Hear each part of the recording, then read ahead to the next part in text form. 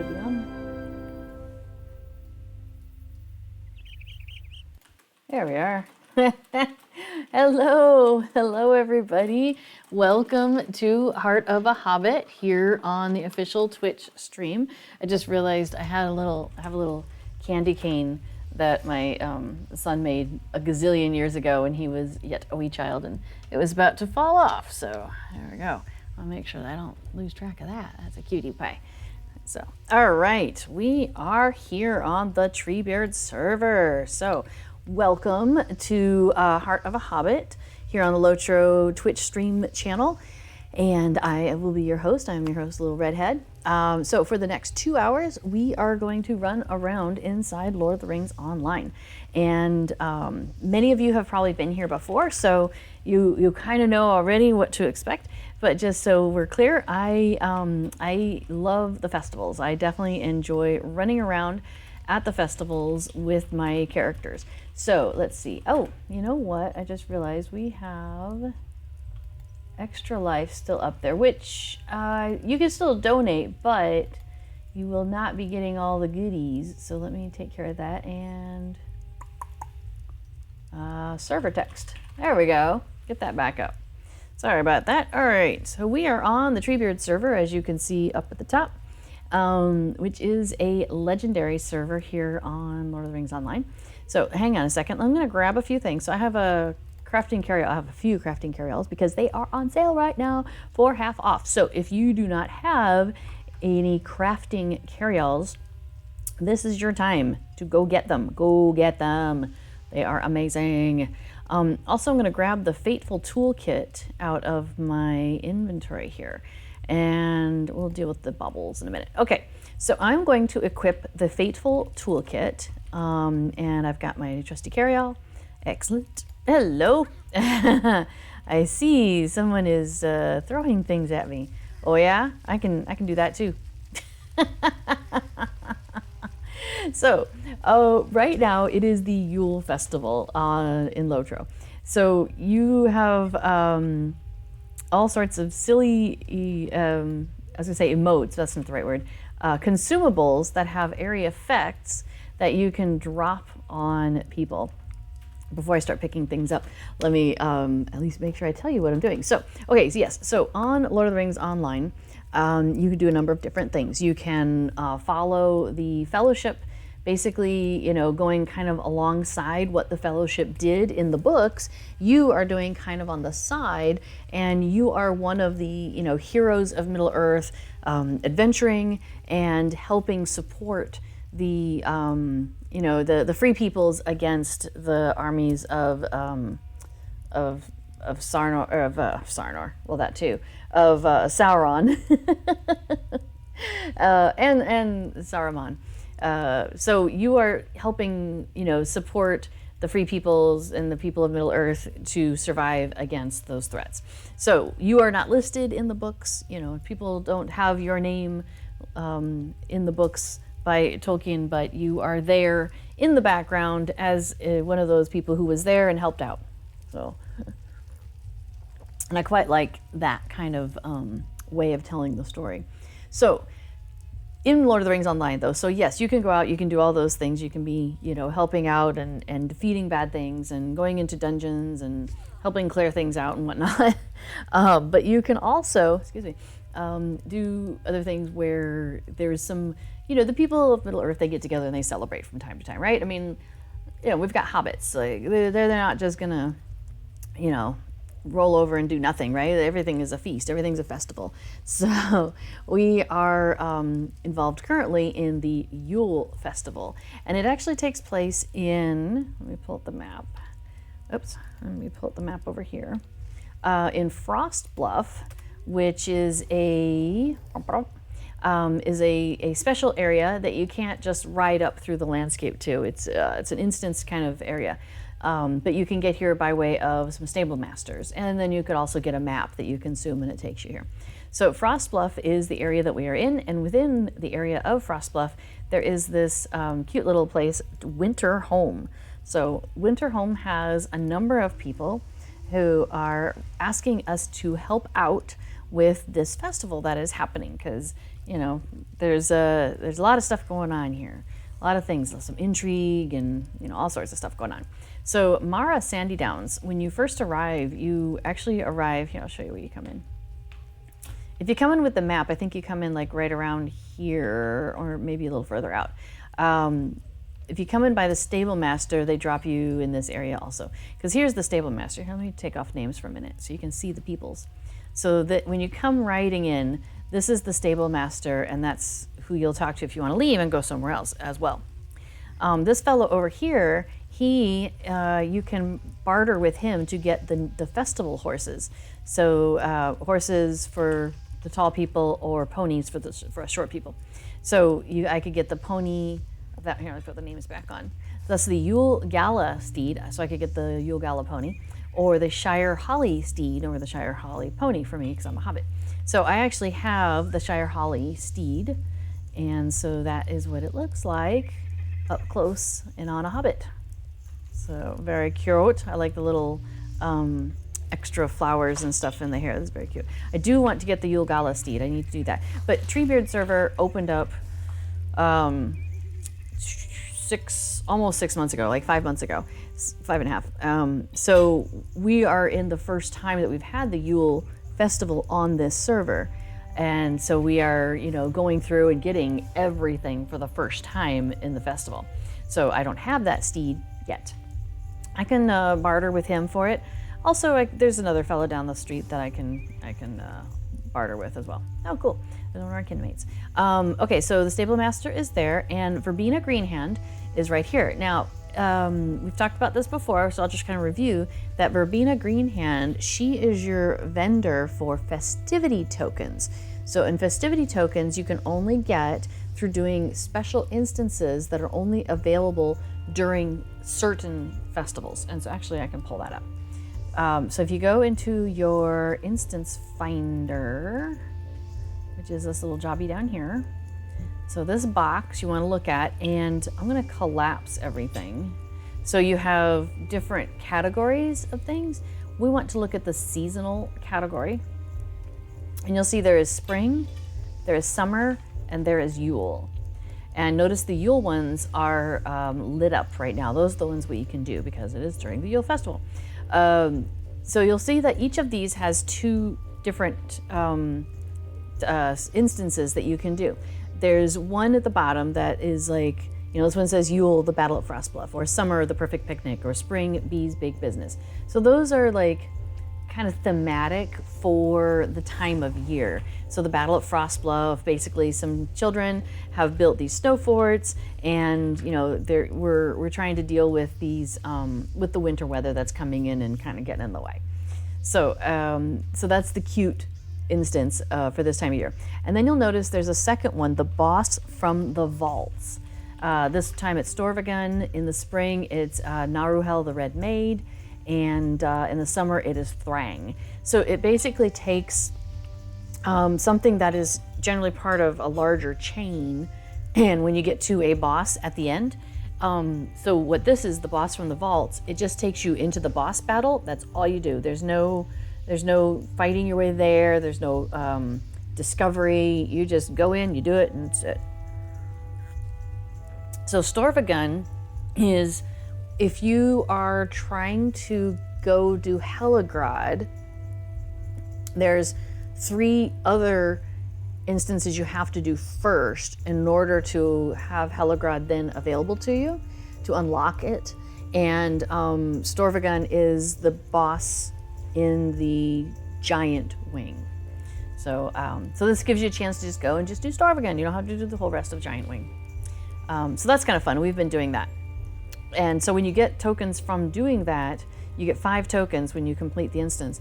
And Verbena Greenhand has some special things that you can only get from her, and they are for festivity tokens. Oh, excuse me. I have used up all of my festivity tokens at the moment, but I have bought, so this is super cute. Let me see where it is. This knitted Frostbluff, the Mitts of Comfort, the cap, and the Tunic of Snowball Resistance are super cute. So let me show you what those look like. So that's the gloves, they look like big oven mitts. And then you've got this tunic, which looks very knitted. And then you've got this cute little hat with the snowflake on the side, which matches the snowflake on the gloves. Like, it's really a cute outfit. It's fantastic. And it dyes up really, really well. Like, if you are like, hey, I really like having a red outfit, bam, look at that. So yeah, that's a fantastic outfit. It's one of my favorites. And so I try to make sure I pick that up whenever I'm on a new server. And here we are. So yeah, so we're starting all over again.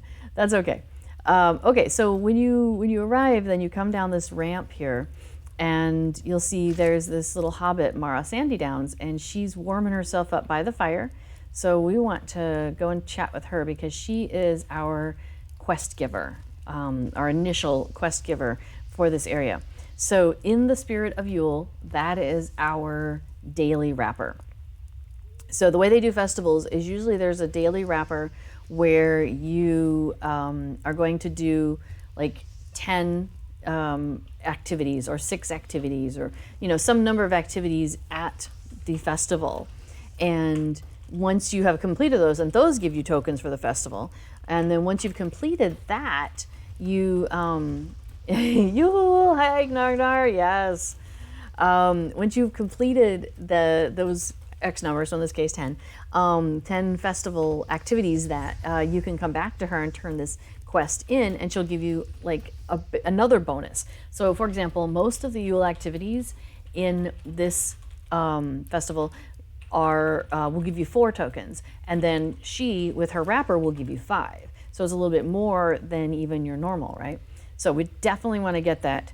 And as it is with all the other festivals, you don't have to do it all in one day. However, when you turn it in, it has a cooldown till the next day. So when you turn it in, you can't pick it up again until the next day. So if you pick it up on Monday, turn it back in on Monday, you can pick it up on Tuesday, do another round on Tuesday, right? So max out these tokens.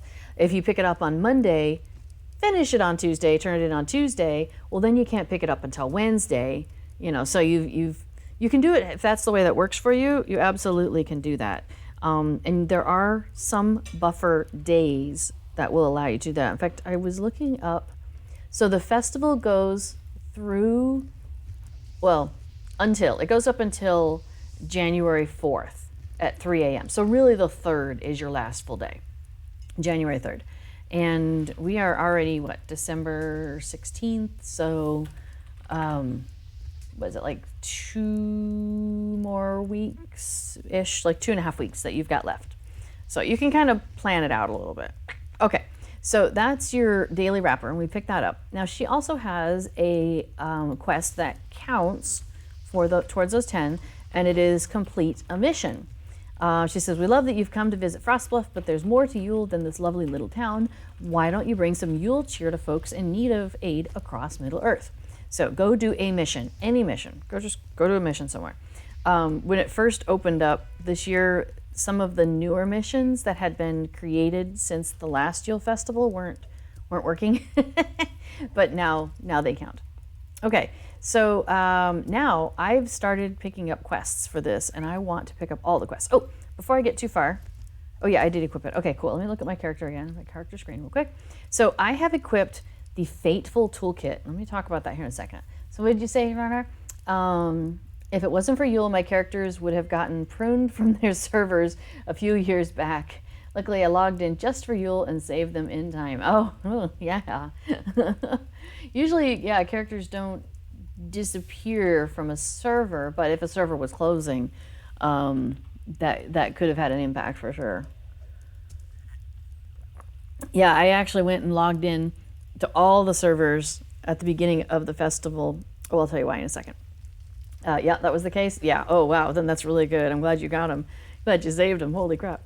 I mean, not that you can't start new characters again, but there's stuff that you can't do now.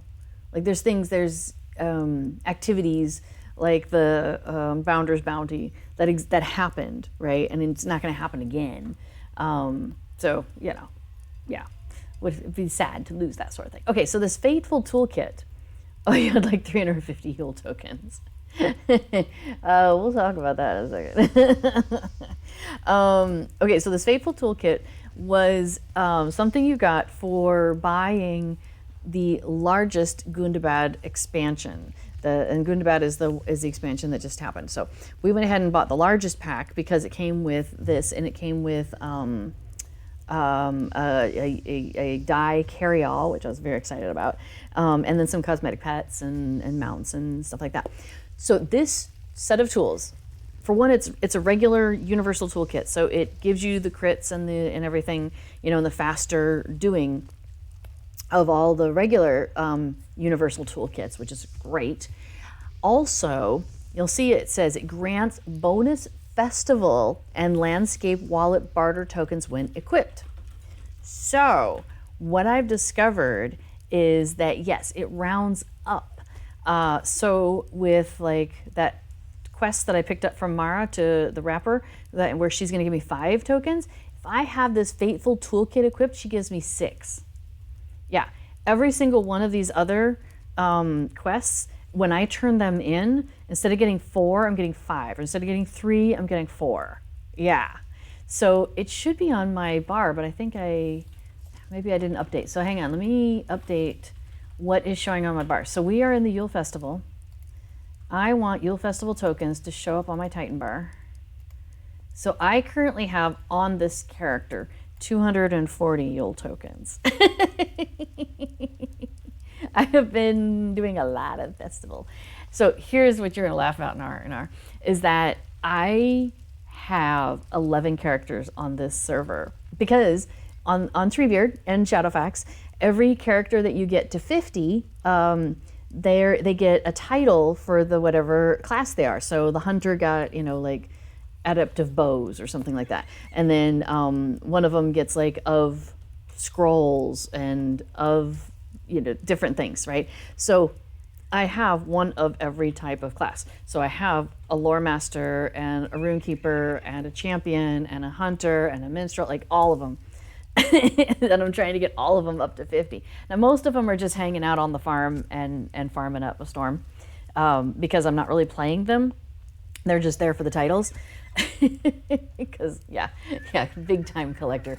But I am running every single one of them through the festival.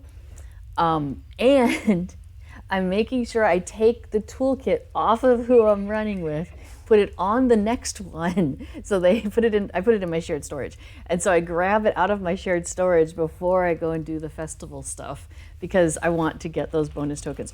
So every one of my characters is going through and doing 10. Yeah, is doing the 10.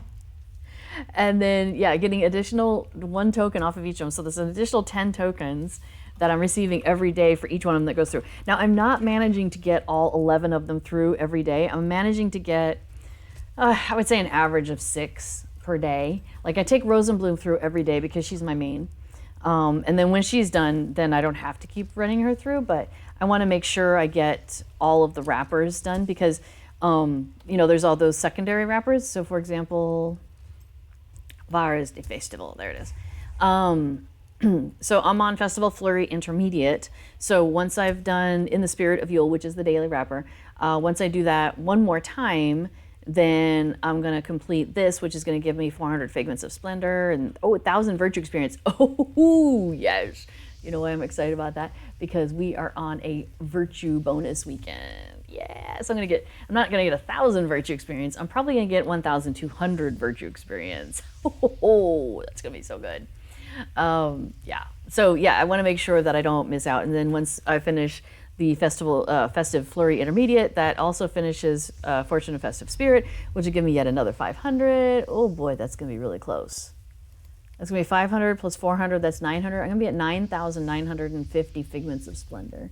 We might be going to talk to somebody today to spend a few figments just to make sure I don't go over cap. It's always sad. You don't want to miss out. Okay, so there's also this remote quest that popped up because I'm in Winterhome and it pops up for you at some point while you're here. That you participate in one festival activity, and this doesn't count as an activity itself, but if you get to if you just do one thing, come back tomorrow, and she'll be like, here, have a sack of presents and some tokens, which is another 2 or 3, in my case, festival tokens. So it's hilarious. You got a little confused about the mission quest. So I don't know if you were here when we were talking about that. So the mission quest, anyway, it's there. So, oh yeah, mission to bring good cheer. She basically just wants you to go and do a mission. Any mission counts. So you just go do a mission, complete it, and then you come back and tell her, hey, I did a mission. That's it. That's the whole thing. Because you never got around to doing anything with the mission recruiters.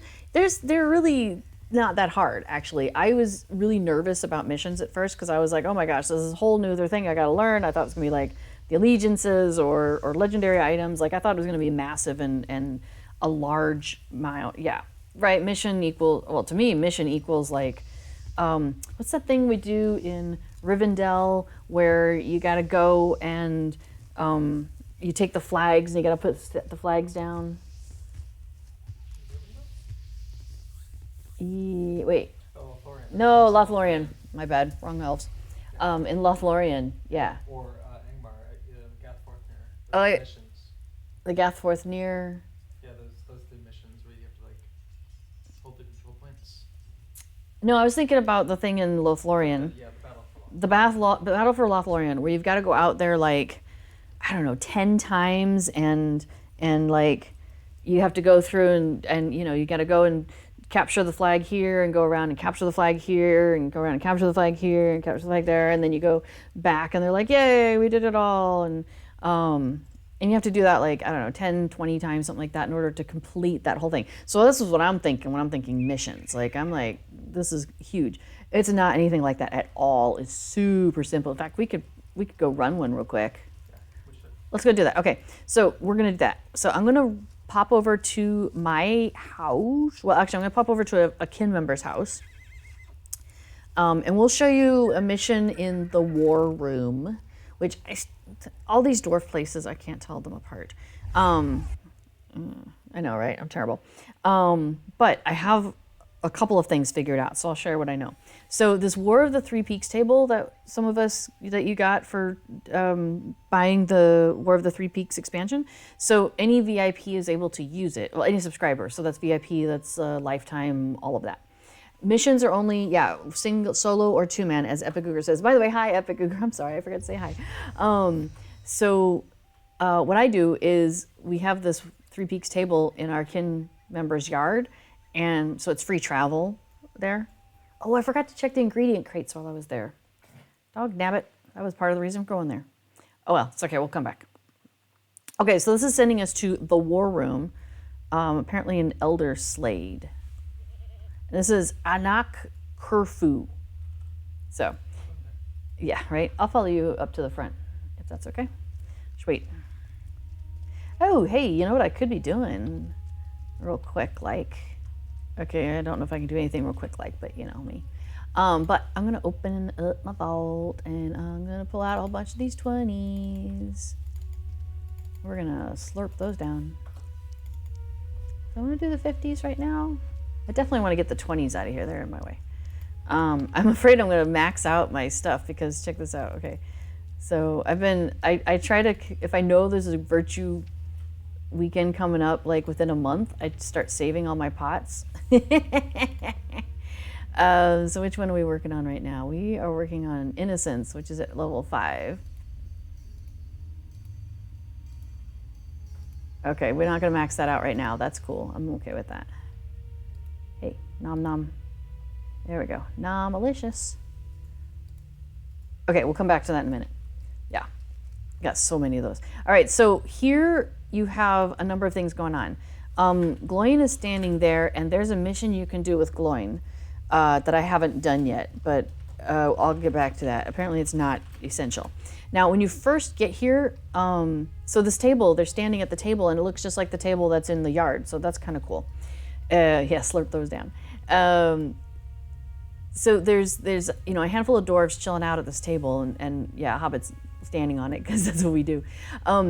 Scout Master Ausma there is kind of who you have to start with. Like, she's going to take you out. She's a stout axe dwarf, or she's a female dwarf, and she's going to take you out and into a starter mission, which is like, hey, we're gonna go scout this area and check things out. And they're like, okay, we discovered there's a lot going on here. Let's go back and do, right? So that's where you have to start with her. And then once you get back, then a whole bunch of things open up for you. So one thing we do is we go to Elof first, and he has like a weekly wrapper kind of thing. So we're gonna snag that, and it's like complete stuff, do it 4 times, okay, whatever. And then he's got this one, Missions for the Cause. This is the one you have to do 4 times. And so it's wrapper and then a wrapper kind of thing. So this is the intermediate wrapper, which is complete 3 missions. And then you get like these Goblika war marks and motes of enchantment. Okay. I haven't figured out how to spend them yet. It's okay. So now we're gonna go and talk to this guy. So Horan here, we're gonna go and talk to Horan. So my understanding is every day he'll have a subset of missions that you can do. And every day those missions change. So like this might be the day 3 sort of missions, and then the next day we might have the day 4 and then the day 5. And so it cycles through, and I think it's the same like all the way through. And there's some, I think it's a deed. If you do all of them, then you finish that. So it's definitely a long thing if you want to accomplish that. But if you're just looking to do a mission, just pick one. It doesn't matter. There was one we did where we just had to dance with the big bad guy. It was really funny. So how do you feel about breaking Bakar Zakara? Okay, we're gonna do that. Okay, so you pick up the mission. You're like, hey, I'd like to do that. And they're like, cool. So this is the mission you have chosen. And then you click on it. And high in the tower, the orcs of Gundabad prepare for war. Among them, Ushgoth the Mighty makes ready to enact his plans on the battlefield. Your mission is to defeat Ushgoth the Mighty, the captain of the orcs in Bakar Zakka. And there's always some sort of a twist. You are probably pretty easily able to overcome it. Most likely. Now the missions will be on your level, so you've got, it's going to be kind of fun that way. Okay, so in this case, the twist is there's a lieutenant. The monster commander in this mission will attempt a brutal wounding attack. Okay, so now we know. All right, so I'm going to travel now. Okay, so here we go. What are y'all talking about? Yes, they're all solo or 2-person only. Yep, we did talk about that. Have you ever had Hershey's hot cocoa, Hershey's Kisses? I don't know that I have. Yeah, the funny thing is, so we live in Europe, right? And so we have access to things like Dutch chocolate and German chocolate and Belgian chocolate. So we don't eat a lot of American chocolate anymore, as you might expect. Although I did have a Snickers recently, and I got a Mars bar. So that's kind of funny. But that was really because they had those out for, I think they had them in small bite-sized packages for Halloween or something. Like, it's just funny. But Halloween's not really a thing here. But that's what makes it even kind of doubly funny. Hey, come back here. I was trying to hit you, buddy. Oh, all right. Yeah, actually, where's that package? Do you still have that packaging? So I participated in a Secret Santa. Thank you, dear. And my Secret Santa was in Germany this year. And so I'm gluten-free, like I'm celiac. So they said it was a gluten-free, but not gluten-free, because it says gluten. So I thought that was clever. So it's these, wrong side. So it's these, and it's like a peppermint, like fondant almost, but I don't know. It says fondant, but it doesn't have that same consistency that I think of for fondant. Anyway, and then it's dipped in chocolate.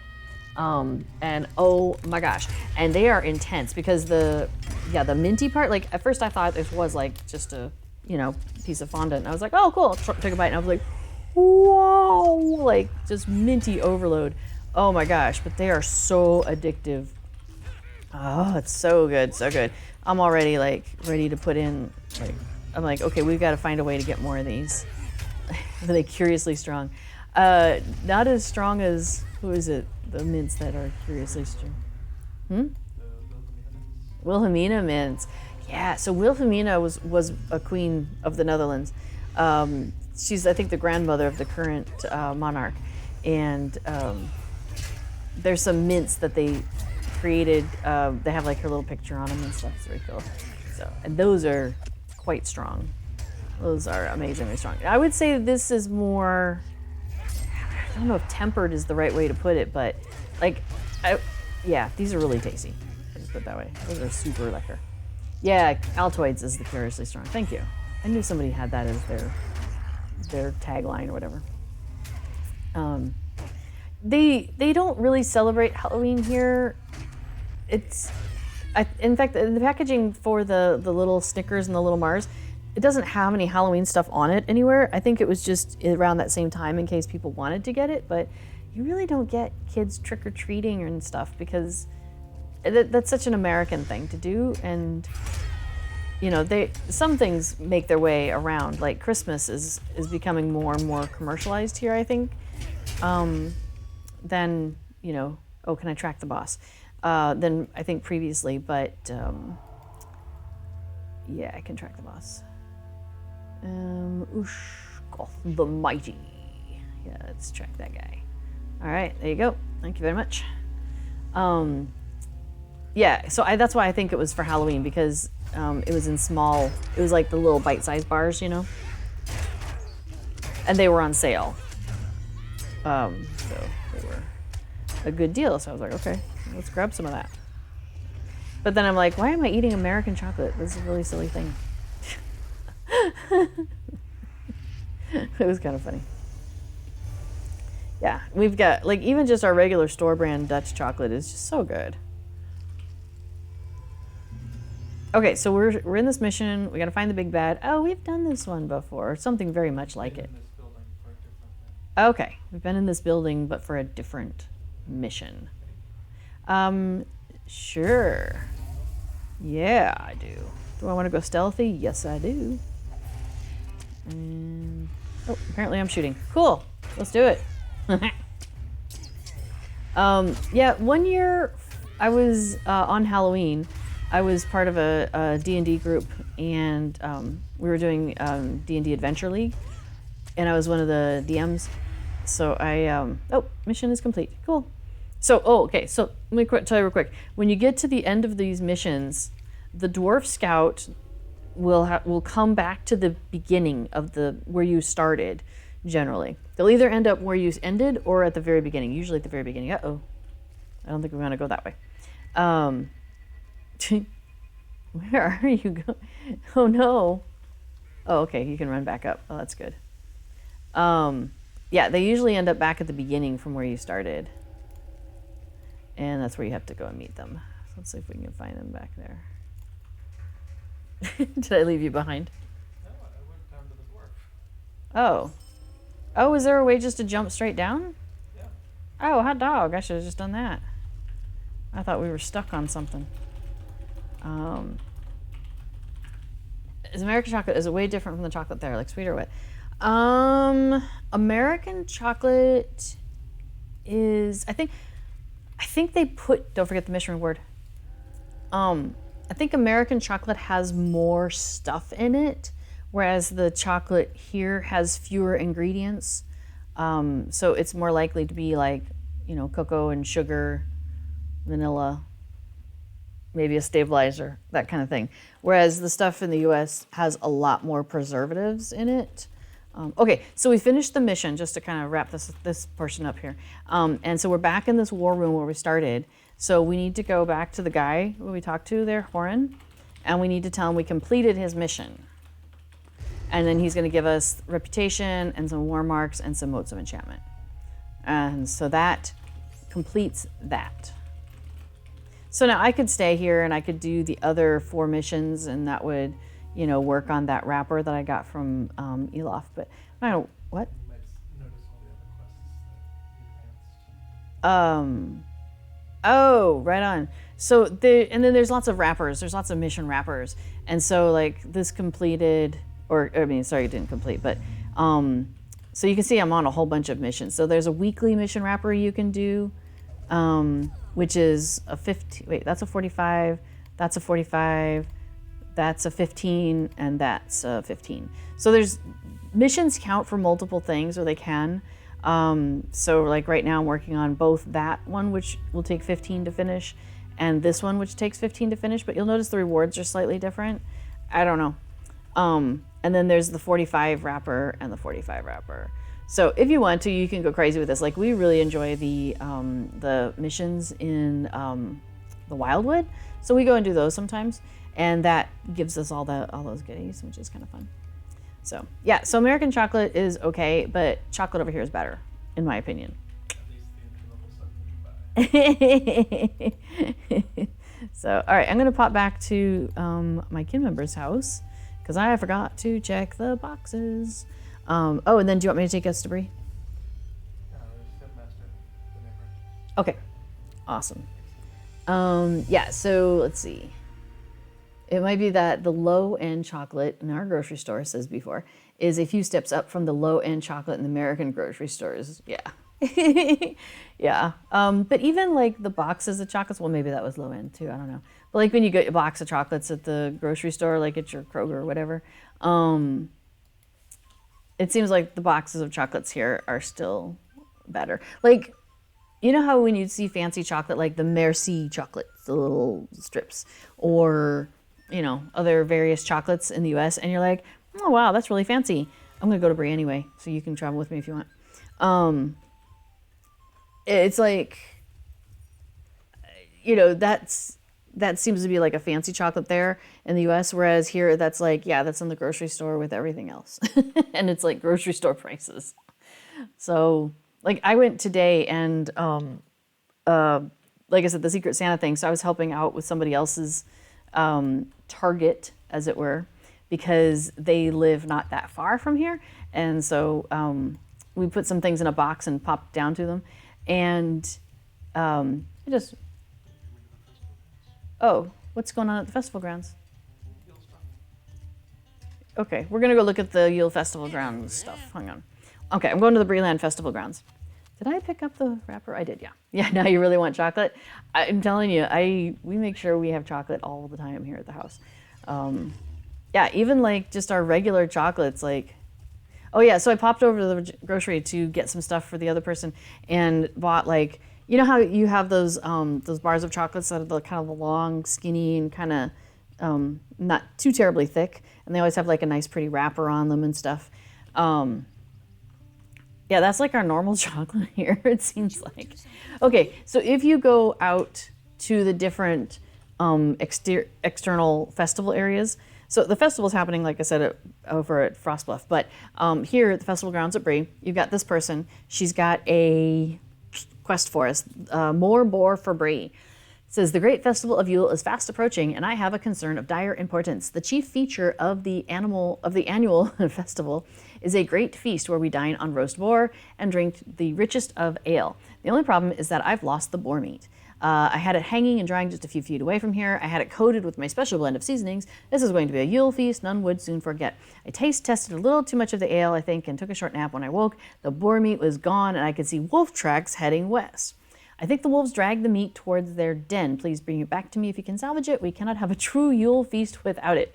I don't usually do these quests because I find the reward of the time that it takes to do it is not as, like, I can get more, like it takes me as much time to do these couple quests as it takes me to do like 5 in winter.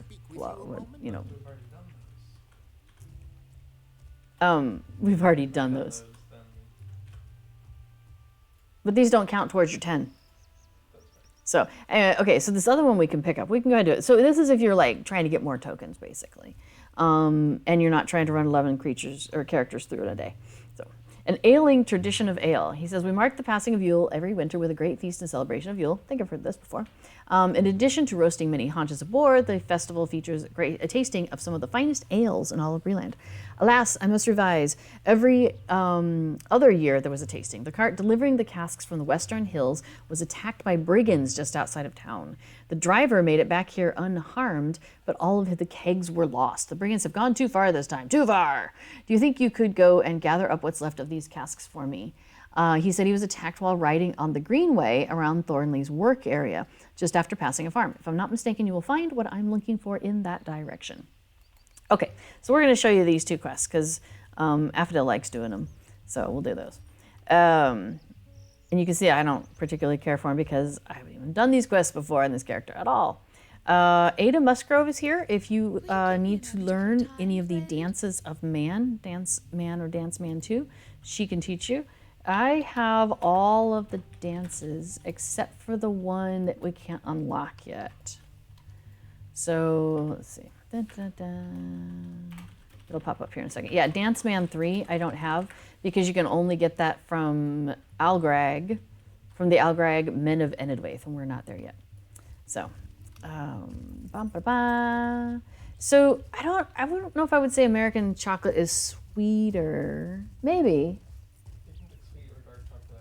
Yeah, see, because here you can get sweet chocolate. You can get like 50% dark. You can get, 85% dark. So you can get like the chocolate has a real bite to it. Yeah, but it's like, how do I describe it? It's like, yeah, it just has so many more fillers, the U.S. chocolate does. Like, it has like kind of a waxy feel to it and a waxy taste to it. I guess that's kind of it. Like the stuff here is intended to be purchased and consumed, like quickly. It's not like it's not gonna sit around for months. In fact, that's kind of an ongoing joke we have because if you see something you like, from food to a product on the shelf or whatever, there seems to be this thing that you don't. Like, they don't make warehouses and warehouses and warehouses full of this stuff. Like, the factory will make the stuff until the factory runs out of materials to make the stuff, and then they're no longer making that stuff, and they make something else. So there's times when I'm like, oh, I bought this basket, and boy, that was really convenient, and I really like this. And then it's like, I go back to get another one, and there's no more because they're done selling those, and we're like, well, maybe I'll keep an eye out for it, and they'll come back, and it's like, nope, they just don't exist anymore. It's really quite funny. Yeah, so it's kind of an ongoing joke between us. So anyway, the food is somewhat similar in that regard, in the sense that like they make it, it goes to the stores, it gets bought, it gets consumed. Whereas like with your, most of your candy bars, hi Skybird UK. I think with most of like, candy bars in the US and that sort of thing, they can make it 6 months in advance, 8 months in advance, 12 months in advance, whatever. And, and they can just have it like sit in the warehouse and then it just ships out as it needs to. So I think that's a kind of a difference in how, how things are done. I think that's my guess. I'm afraid I have stopped moving here. My apologies. It is possible that I will lose my connection, which would make sense. So this, I cannot follow you. Like literally, I'm just not moving. I can move my camera around. Ooh, look at my pretty outfit. Oh, that's good, because as far as I can see on my screen, you are still not even on the bridge yet. So you can check out my outfit though while we're chilling out here for a minute. So what I did, so the outfit that the horse comes on, or the pony in this instance, that is like, you can't change the color of the accoutrements that are on your mount, which is kind of too bad because I wish that you could. That'd be really, really cool, but that's okay. So what I did is I really like, oh, there it is. Yep. I like the light green that it comes with, but I also really like the darker greens. And so it was funny because I took the green outfit. Yes, I will. You can go ahead and close. Thanks. So I took the green outfit and basically dyed it darker green. Okay, so we're gonna pull this back up. I wonder if I could show you guys something else though. It's kind of funny. If I pull this over, will it show up? Yeah, so this is, okay, I've got a whole bunch of other crap on here, but is there a way to, how do I? Just see the switching servers. Switching servers. Oh. No, but I wanted to show the spreadsheet.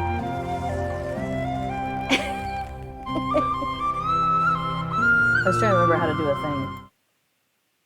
Yeah, but I can't remember how to collapse the thing. Oh well, that's okay. But anyway, so this is my spreadsheet that I've got, one of the spreadsheets I've got going. And so I'm tracking like all the different characters that I'm doing on there. And then also, so I have, the first tab is the cosmetics. And so I have listed like all the different cosmetics that exist. Well, I started to list all the cosmetics that exist, but I discovered that that was way too much.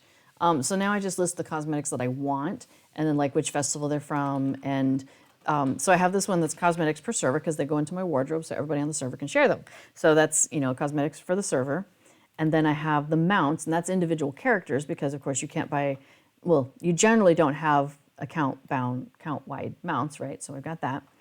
And then, oh, hey, I think we're coming up here. Let me check. Oh, it's not quite there yet. It's still loading. I'll give it another minute. Okay, and then I've got, oops, sorry, my captions were covered up. I'll bring this over. It might supersede. Yeah. Anyway, so I've got a whole bunch of different tabs. Oh, there you can still see it again. So then I like, if I buy specific housing things, like there's some fun housing things that I want to make sure I get. And if I get it on one server, I generally want it on all my servers. So like the Spring Festival theme, the tiered plant of verdant ivy and things like that. So there's some really nice things that are some good housing items. I want to make sure I get those. And then like other things for my server. So like, oh, all the instruments. So anyway, I just thought some of you might find that amusing, my spreadsheet of doom. I was keeping it on a paper and I would just do a separate page. I would just start over for each festival. But then I was like, you know, I'm going to be looping back around and we're going to be back at the festival and all this work I've done to keep track of it. Am I going to keep this paper for a year? It would just make more sense to just put it into a spreadsheet. So that's what I did. It's not as pretty as doing it on paper because I kind of had like fun little things and sometimes I would like, you know, draw little things and connect the dots or whatever. But it's still more convenient. So there's that. Convenience wins in that regard. Okay, so we are back. Yay! Oh yeah, so you can see there that my pony has a lighter green outfit, but I've got a slightly darker green outfit. So I just thought it was funny that it's like, yes, it's green, but it's a different green. Okay, so we need to collect this ale cask that got dropped along the way. The brigands doing their thing. Tut tut. Okay, ready to follow you. Oh, factory tour videos are cool. Somebody mentioned that in chat. Yeah. Oh, you know, when I lived in Denver, there was a candy factory in Denver. Oh, I just forgot the name of it. But it was like up off of I-70 and like I-70, I-25, right in the area. Hammonds, I think that might be it. Hammonds. And they had the whole factory. And they had like parts where you could walk through and so you could see what they were doing. And I mean, they had the kind of candy factory. Yeah, that's true. We'll come back to that. Where, you know, they had like the ribbon. So they would show you how they'd stretch it out, like you know, and then run it through basically, which was like a series of gears. And it would like wind it back and forth. And that's how you get that ribbon candy. There's a silver deposit there. It was really cool. So that was always a fun place to go. And then, yes, Celestial Seasonings, which is up in Boulder. Oh, hey, there's some boar meat. Now, I just want to say, like, the boar, like, the wolves have come, they've put their mouths on this boar meat and dragged it out into this area. So, like, this boar meat has got to be covered in, like, you know, wolf saliva and dirt and grass. They're gonna cook it. Sure. I'm just saying, like, when my cat got a hold of some raw meat one time that was on the counter, Like, we did not cook it. That got thrown away. It's a difference of ways. But what if she took several whole roasts? Then she'd be finding a new home. Come on. And eventually she did, actually. She was a little bit of a problem child, but that wasn't actually why she ended up having a new home. Poor thing. She was a very adventurous cat. Like, you know how they say that cats have 9 lives? She went through probably 7 of them in the first couple years of her life. Like, she just, oh my gosh, one thing after another. Like, one time she was in like an old garage that somebody had on our block, and something like fell, and it fell on her, and she was trapped, and then she eventually got out, but her hip was displaced. And another time she got into something, and like part of one of her claws was missing, like the socket.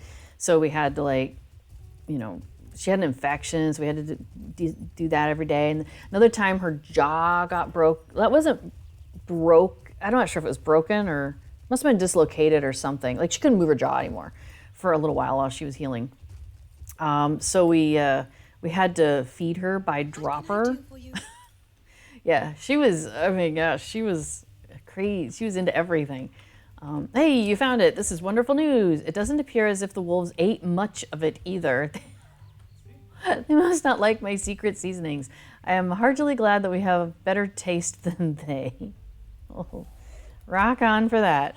All right, and he says, some ale, you have found it. I'm so glad it was not broken or carried away like the others. This is a great day indeed. You shall be hailed as a hero from this day forth. Had the tasting not taken place this year, I imagine I would have been quickly run out of town. So notice it says two Yule tokens, but I've got that kit on. 3 Yule tokens. Got my bonus. So good. All right, oops, I just got off my horse. Hey, I want to go to the boar fountain because I need to go spend some of my fancy tokens. Do you want to come with me? Oh, you're doing Lalia's market. Oh, yeah, okay. That'll work, I suppose. All right. If this is something you don't know about, this is a great little trick, is Lalia's market, which is just right by the boar fountain in Bree. When you go in there, you know, it's got all those cosmetics that you can buy for mithril coins. However, she has a travel skill that you can purchase for 3 mithril coins. I think you can get like 5 mithril coins for like 50 Lotro points. So it's not that expensive. Like, you can pick that up pretty early in the game. So yeah, right where this person is gone to as well. So here's Lalia right here. Did you need something? And return to Lalia's market. It's the very top thing as well. And like I said, for 3 mithril coins, you can get this return to skill. And it works just like any return to skill. So it could have the hour cooldown until you buy the cooldowns, you know, all of that business. But still, like, any level, I think from 5 maybe can buy it. It's so useful early in the game. When I'm starting a new character, if it's going to be a main character of mine or a character going to play a lot, I try to grab that skill. If I'm going to get that skill, which I probably will, I get it early as I can, because just the ability to pop back into Bree is really nice. Okay, so let's see. We have Myrtle Mint, because her sister or friend or cousin, we're not sure, has already taken off. Okay, so what do I want? What do I want? Aren't you facing the wrong direction? Depends on what you consider the wrong direction. Like, there's times I want to go north because I want to go to the Prancing Pony. So it really depends on what you want to do. All right, this is interesting, this outfit. These are the heartwood items. It's very lumberjacky. I think I don't need to be a lumberjack. I'm okay, but I don't need to be a lumberjack. All right, so let's see what the formal outfit looks like. My goodness, look at that. There's fancy. Oh, and there's formal riding gloves and boots. Probably won't show the boots. Oh, we'll show the boots. Oh, okay, that's kind of a cute outfit. I could see why people would be attracted by that. That's cute. All right, and let's see the elegant. Oh, is this the, like, this looks like the guy who's like running the circus. Oh, but he has a cloak. Well, that's nice. Oh my. Oh, that's the Heartwood cloak. Okay. The formal riding cloak is Yeah, okay. All right, not bad. The hooded version, you lose the top hat, of course. What else we got? Surely you want to go on the market and buy things, of course. See? The elegant riding cloak. Okay, cute. Oh, I can't equip a large rug. Okay, so I could get, let's see, I could buy a rug, I could buy a maypole. I've had the maypole before, that one's kind of fun. It's a nice yard art item. Pheasant wall trophies, not my thing. Steed of the Heartwood, sporting steed, hunting steed. I see the theme. Oh, and then we've got tomes for cosmetic pets. So we've got a Heartwood stag, a Heartwood fawn. Oh, the decorated goose.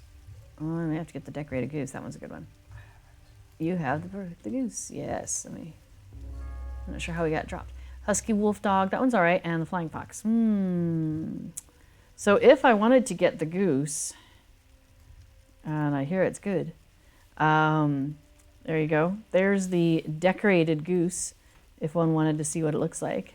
See, he's got a little, oops, he's gone out of frame. There we go. He's got a little tie around, little ribbon around his neck there. Look at that, isn't that cute? And yes, this particular one has been renamed Horrible. He's a horrible goose. Evening, Thayan. How are you? Okay, so, do I get the maypole or do I get the goose to start? Because, again, I'm running a bunch of characters through here, right? So I am going to be getting more Figments of Splendor, which is why I want to buy something now and make sure I don't hit that cap and lose out. Don't want to lose out. I think I'm going to start with the goose, and then I'll come back for the maypole. Ooh, although the cat, you know I do love cats. Ooh, boy, oh boy, oh boy, oh boy, oh boy. Okay, I'm going to start with the cat. All right. So there we go. And boom. Studying a new skill. Yay! So there we go. Now I can get a smoky gray cat pet. You know what? I think I have all my bar spots. Oh no, there it is. I was like, I thought they might all be full, but they're not. And their name is Misty. Hello, Misty. Are you from the mountains? The Misty Mountains by any chance? All right. So earlier on, I was talking about how during the festivals, during 3 festivals, the spring, the summer, or farmers now, and then Yule, there's the instances you can do. And so we are going to go into do Storvâgûn, I believe. Oh, wait, while we're waiting, because we're gathering a group. Hobbit presents. It's Thursday, which means the gold presents are up. And they're doing a lot of festival things. So here we go. Open a gold for free. What did I get?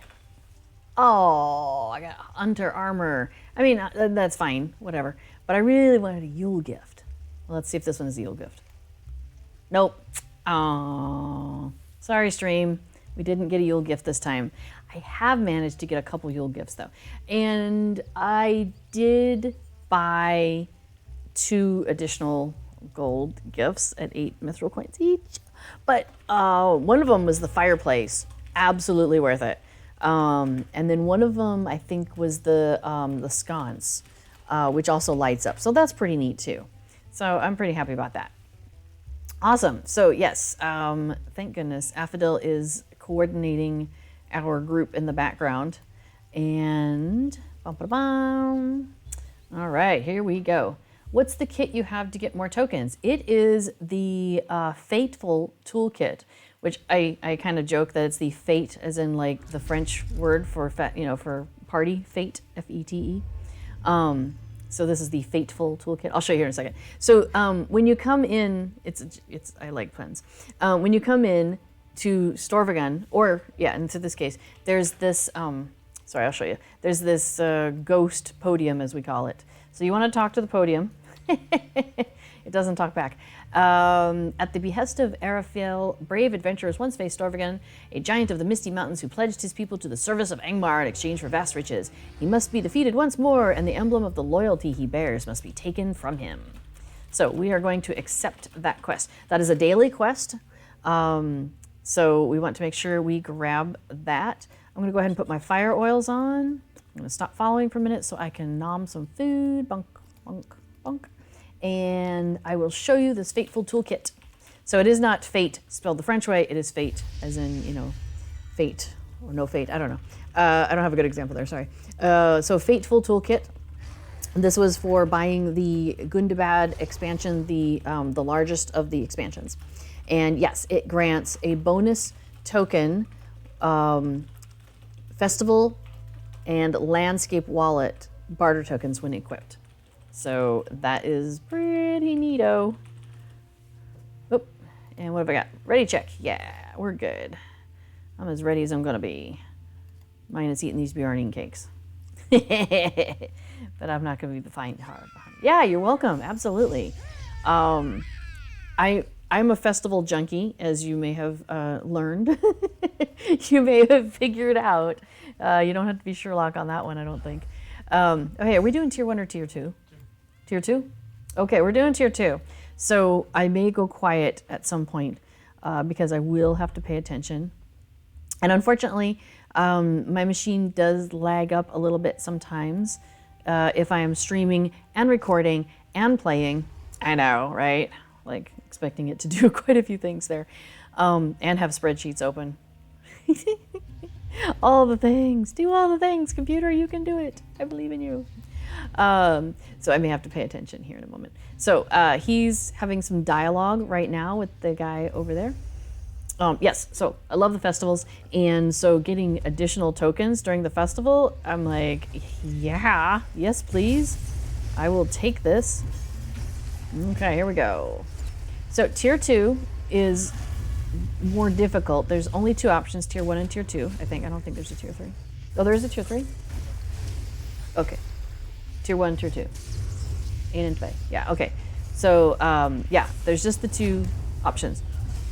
So, when you're doing tier 1, you can pretty much spend all your time on Storvâgûn, the big boss, and just keep punching them down. And you'll punch them down fast enough that any area effects you do with the ads and whatnot, it's fine, you burn through it all. But we are doing tier 2. So we do not have the luxury of ignoring the ads. And by ads, I mean additional creatures who have come in to help the boss. Or additional creatures who've come in to be annoying and making you go silent. They are really good at stunning. Oh yeah, apparently there's a silencing effect on tier 2, which doesn't matter for me because I'm a hunter. But Affadil there is a minstrel, and you know what minstrels do? They scream a lot. And they don't scream a lot when they've been silenced by Storvâgûn and Storvâgûn's minions. It's very sad. All right, so we've got ads again. So usually what I do is, when we're doing this tier 2 Storvâgûn, is we will have, here, I'll go over here by Thayan. Thayan's got some runes going on, that's nice. Is there'll be a tank. There'll be somebody who's keeping Storvâgûn's attention, and Storvâgûn will be getting some damage from that. It's a slow burn in that regard. So we, the rest of us, focus on the ads when they come out, get rid of them, and then we all focus on Storvâgûn again. So that's kind of the general outline of how this is working. So that's the general outline of what's going on. Let me see if I can turn my camera a smidge. And I think another one of our group here is also streaming. So you might be able to be seeing this battle happening from like 2 or 3 different angles, which would be pretty hilarious. Dana Claps, and that might be their streamer name. I know I've seen that name before. So now my understanding is with some tier 2 groups, so see that Trader's Stonekeeper back there that's throwing stuff at us in the kind of back left? that some people will just ignore that guy, the ones that are distance, and just really focus on Storvâgûn. And then when the next group of ads comes in, you know, we might catch that guy in the background. Okay, Storv's gone green for a moment. We can't affect him. Oh, he's at 40% of his original health. That is lovely. Let me throw just a little Heartseeker at him. All right, we've got some ads coming. So they noticed me. I'm shocked that they noticed me. Let me see if I can find Affodil. Doing the best here to try and... Oh, I think they might have stunned me. Oh, Stinka. Oh, hey, Stinka. All right. I think I've got closer to you. Excellent. Sorry. All right. I have a mouse that lets me push the buttons on the mouse, and I try to do that, but sometimes I revert to the keyboard because I can't help myself, or the on-screen buttons. I'm trying not to do that because I know the little pop-ups get in the way, and I want you to be able to see what's going on here, especially if this is something you haven't done before. I know it looks a little chaotic, so I'm trying to give you a little bit more information about what's going on. Oh my gosh, I love when you get the Bjornings, when they put their bees on large creatures, because the bees get large as well. Ooh, I'm getting kind of close to the edge. Nice, Storvâgûn is at 1/4 of their original health. That's fantastic.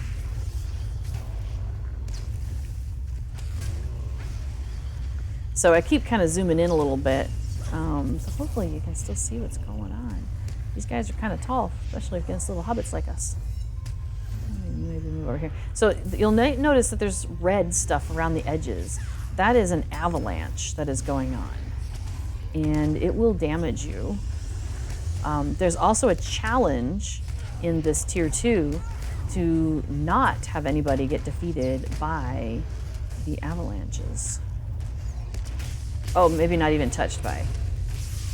We've already done it, and most of the people at this point who are doing Storvâgûn on a daily basis are, this boss from the vaults, have already done that challenge as well. So at this point, we're just focused on taking him down and not worrying about the challenge.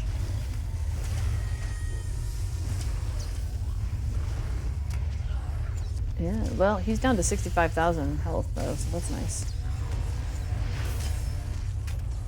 A lot of damage coming in. Yeah. Affodil is healing like crazy. Boom! There he goes. Kabam! Now, because we picked up that daily thing, it says, you have emerged victorious from Helagrod and freed the giants of the Misty Mountains from the traitorous Storvâgûn. So we finished that. And we get an additional Yule token. Storvâgûn has been defeated. There's usually like a thing that says something about the token of fellowship, or the token of traitorish, whatever, that he has, like, dissolves in his hands. Your lurker has bees too, but they're tiny. Oh yeah, there we go. The emblem of loyalty crumbles in your hands. Now, there was a chest back there. You just need one person in your fellowship to touch it, and it just, deals out stuff to everybody. So that is where you get your festivity tokens, like we were talking about earlier with Verbena Greenhand. That's where you get them. You also get festival tokens for completing the quest in here, so that's really cool. And then you might get some other stuff. So like I got some silver and some copper. I got, let's see, one person got 50 Figments of Splendor. That's nice. Yeah. So sometimes you'll get a cuff, or I think that's right. Oh, actually, I think I have one.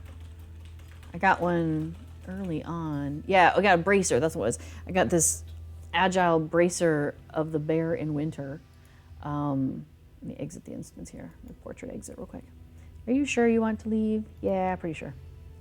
Yeah, and it's got one of those essence slots, so we put a vitality thing in there because the bracer that I had more vitality and stuff. So yeah, so we just put that in there. So now it's equal to or better than my other one. So yeah, as Agathor says, these are people are feeling like these are really good. So I was happy. That was pretty cool that I got one of those. We've been going and doing this every day, and there's a reason for that. in, is it in Festival? Storvâgûn's Riches. So seasonal, Storvâgûn's Riches. There's a, wow, somebody doesn't have it. Dana! Dana Claps doesn't have it. Oh, ooh, Dan, you got the hobby deer from the gold present. That's awesome. Okay, so we're going to go back in and do tier 1, which will just get us more festivity tokens, which is nice. We like festivity tokens. Now, doing tier 2, like we just did, Boss from the Vault, Storvâgûn, as it says here, and it can be only completed once per Yule Festival. So once we do it this Yule Festival, then it's done. But every time we complete tier 2, we get a vile gold coin. And once we have 10 of those done, so right now we're at 8 out of 10, so we just need 2 more. And once we have that done, we're going to get this whole slew of goodies. So it's worth it, and I think that's why a lot of people are doing this. You'll notice if we were to look at the podium, it has a cooldown. See there, it says Traders Loyalty, 6 hours and 46 minutes. So when the next server reset comes around, is when we would be able to get that daily again. That's okay. We don't need it. I was just, pointing it out. It's okay. Oh yeah, he's going to throw that guy again. So we're gonna pop down a little trappy trap and grab a little camouflage. And then if I time it right, I can also get in a quick focus and then shoot him, because that's always nice. So right here, we're just doing our daily reward tier 1. It'll give us 2 festival tokens or 3. And I believe that these are counting. Yeah, these should count towards our, oh, not that one. Festival daily, not that one. Spirit of Yule, there we go. So now we're at 2 out of 10, so after this we'll be at 3 out of 10. Oh, hey, I think he woke up. Well, we'll just hit him with a Heart Seeker. So you'll notice he's already starting to lose quite a bit of health there. Yeah, right. Here comes the first level of ads. And so, like I say, people will be doing area effects and whatnot and taking out the ads at the same time as working on Storvâgûn. It totally works. Boom. Do a little rain of arrows. Oh, the ancient snow beast defeated the charged Fulgurite runestone. Always cracks me up when they tell us about the NPCs defeating like something we put out. He defeated the runestone. Wow, look at all those ads just coming running by us. Exciting.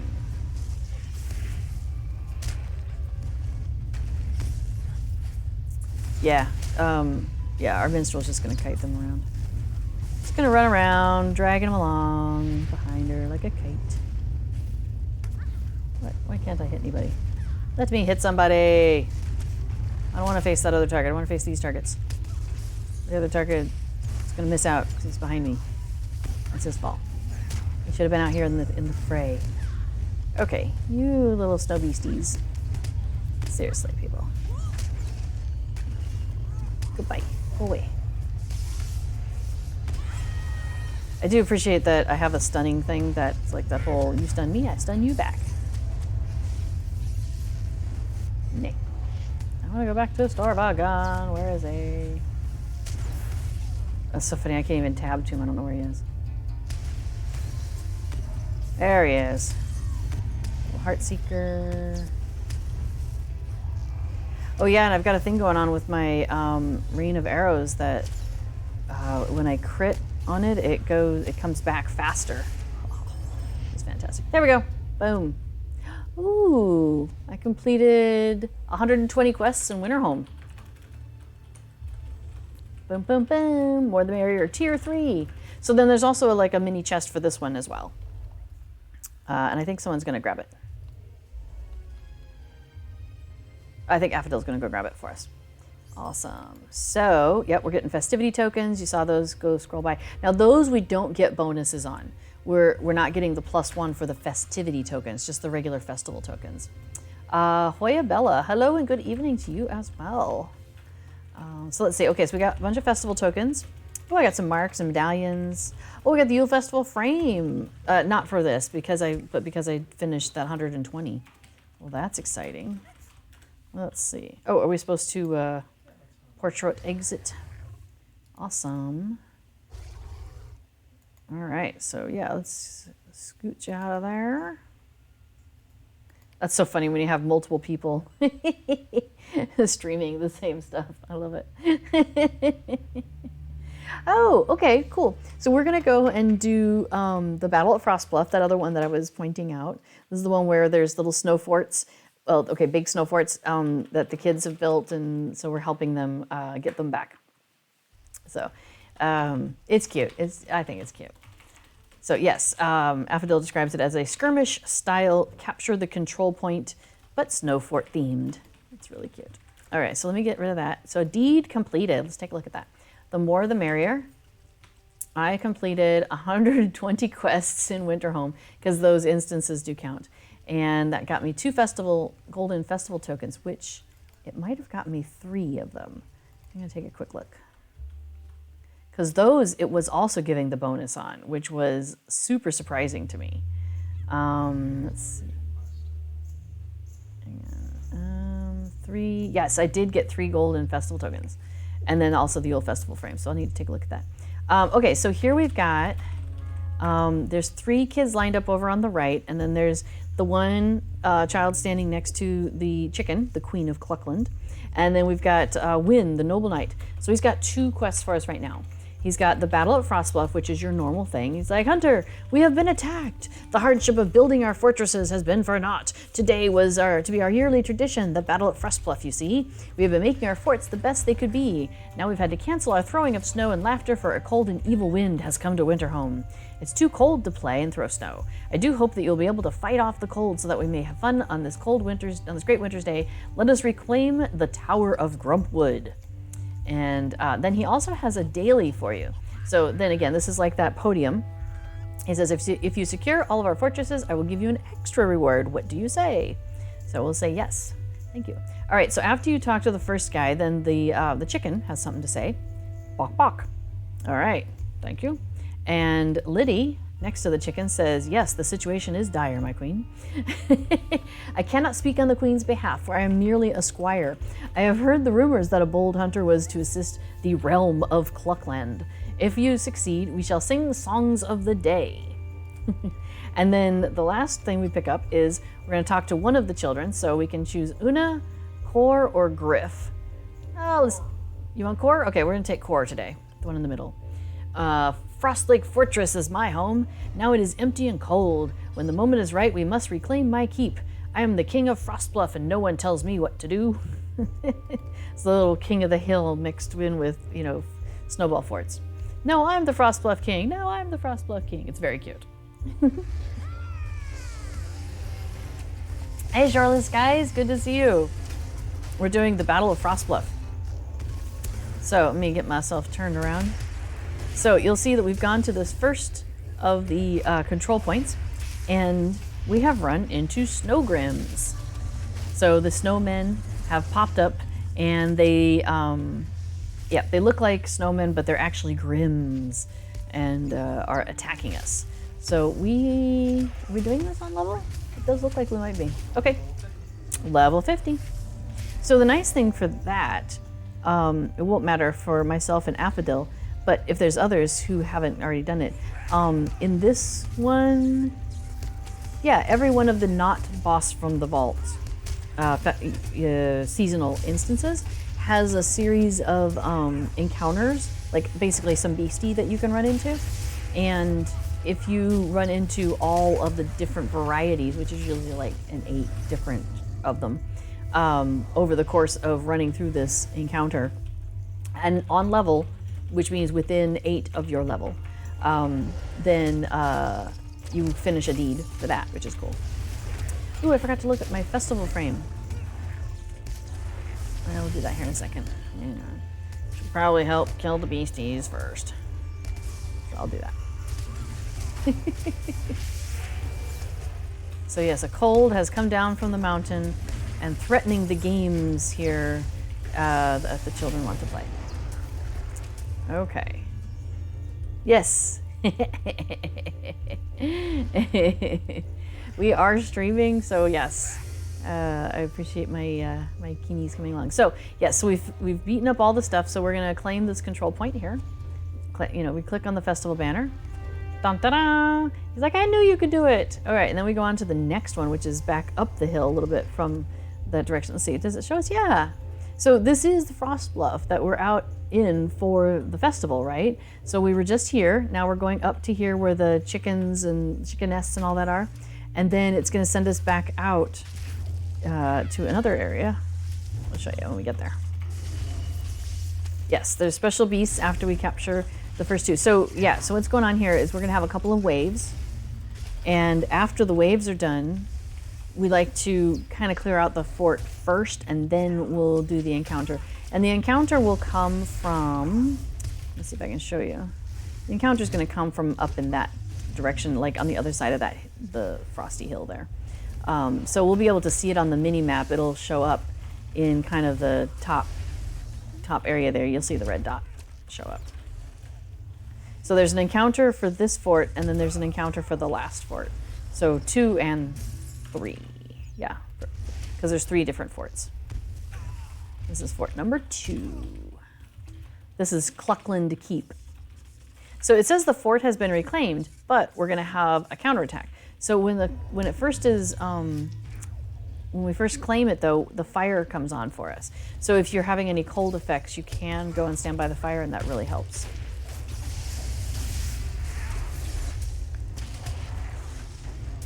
Frostbluff's Frosty Beasts. So I have completed that. So it's under skirmishes. Frostbluff's Frosty Beasts. So there were 6 of them we had to do.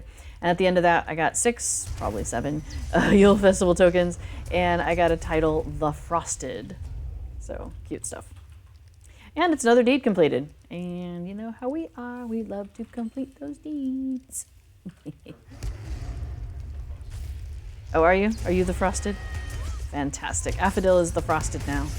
So if you see Affodil here on the screen in a minute. What am I? Gatherer of Cool Company. Oops. Hey, I don't want to exit. Let's stay here. Please, thank you. I pushed the wrong button. Okay. Oh, the frigid cold shows no signs of faltering. So we should be getting another wave. And yep, the Frosty Beast has come down from the mountains, threatening Winterhome. So we'll do a little clearing. Affodil will probably go and grab it. That's usually what happens. Yeah, Affodil's like that. We've pretty much cleared the field, so I mean, there's not much left. Wow, we've got 2 Runekeepers here. I didn't realize. Or is Than just like super awesome, throwing down 2? Ah, that's cool. Okay.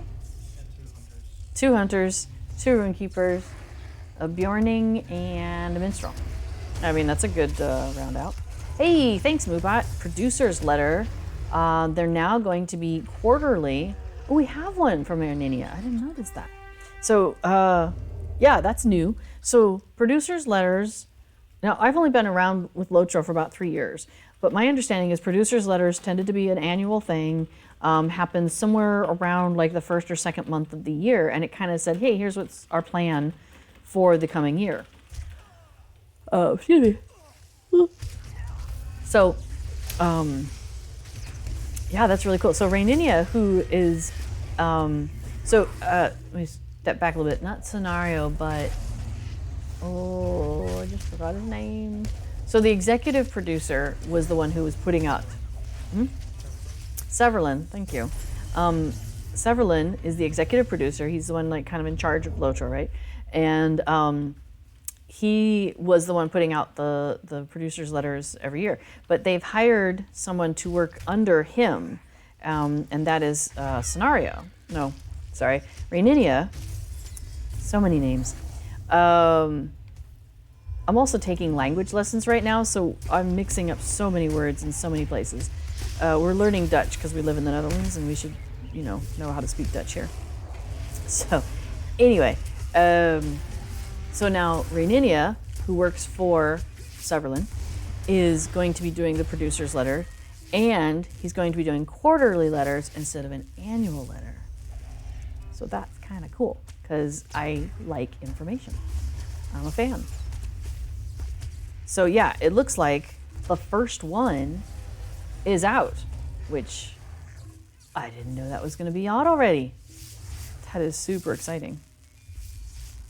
All right, hang on. I'm going to like not go invisible because I got into combat. That's okay. All right, there we go. I'm going to do my thing. I got half my thing. That's close enough. Why am I not? Oh, dang it. Oh, they're behind me. Little turkeys. Oh, well, it's okay. I'll go over here. Goedemorgen, kampioen. Yeah, I forgot one of our people in our fellowship here is speaking French. French. Oh my gosh. I took French in high school. That was the one I took the most of. Because I also took Russian. I took a little bit of Arabic. And then in college, I took more French, more Russian, some Spanish, and some Japanese. And Latin, because I thought that would help, but Latin didn't help. Anyway, so French is the one that I know the most of, except now Dutch is rivaling that. But when I'm struggling to like pick a word, and I know it's not supposed to be a word in English, half the time I go to French. Although today I pulled out a, Skолько времени сейчас, I pulled out a what time is it in Russian. Have there been any news on the engine updates? Not that I've heard. They haven't announced anything more concrete so far. Oh, you're talking about the stuff that they were the high level, the owners. There was some owners presentation, investors presentation stuff. I take all that with a little bit of a grain of salt. Yes, they want to do that, but like for reals, SSG are the people who are doing the work, and they're going to do the work that they think is going to be the best for the community.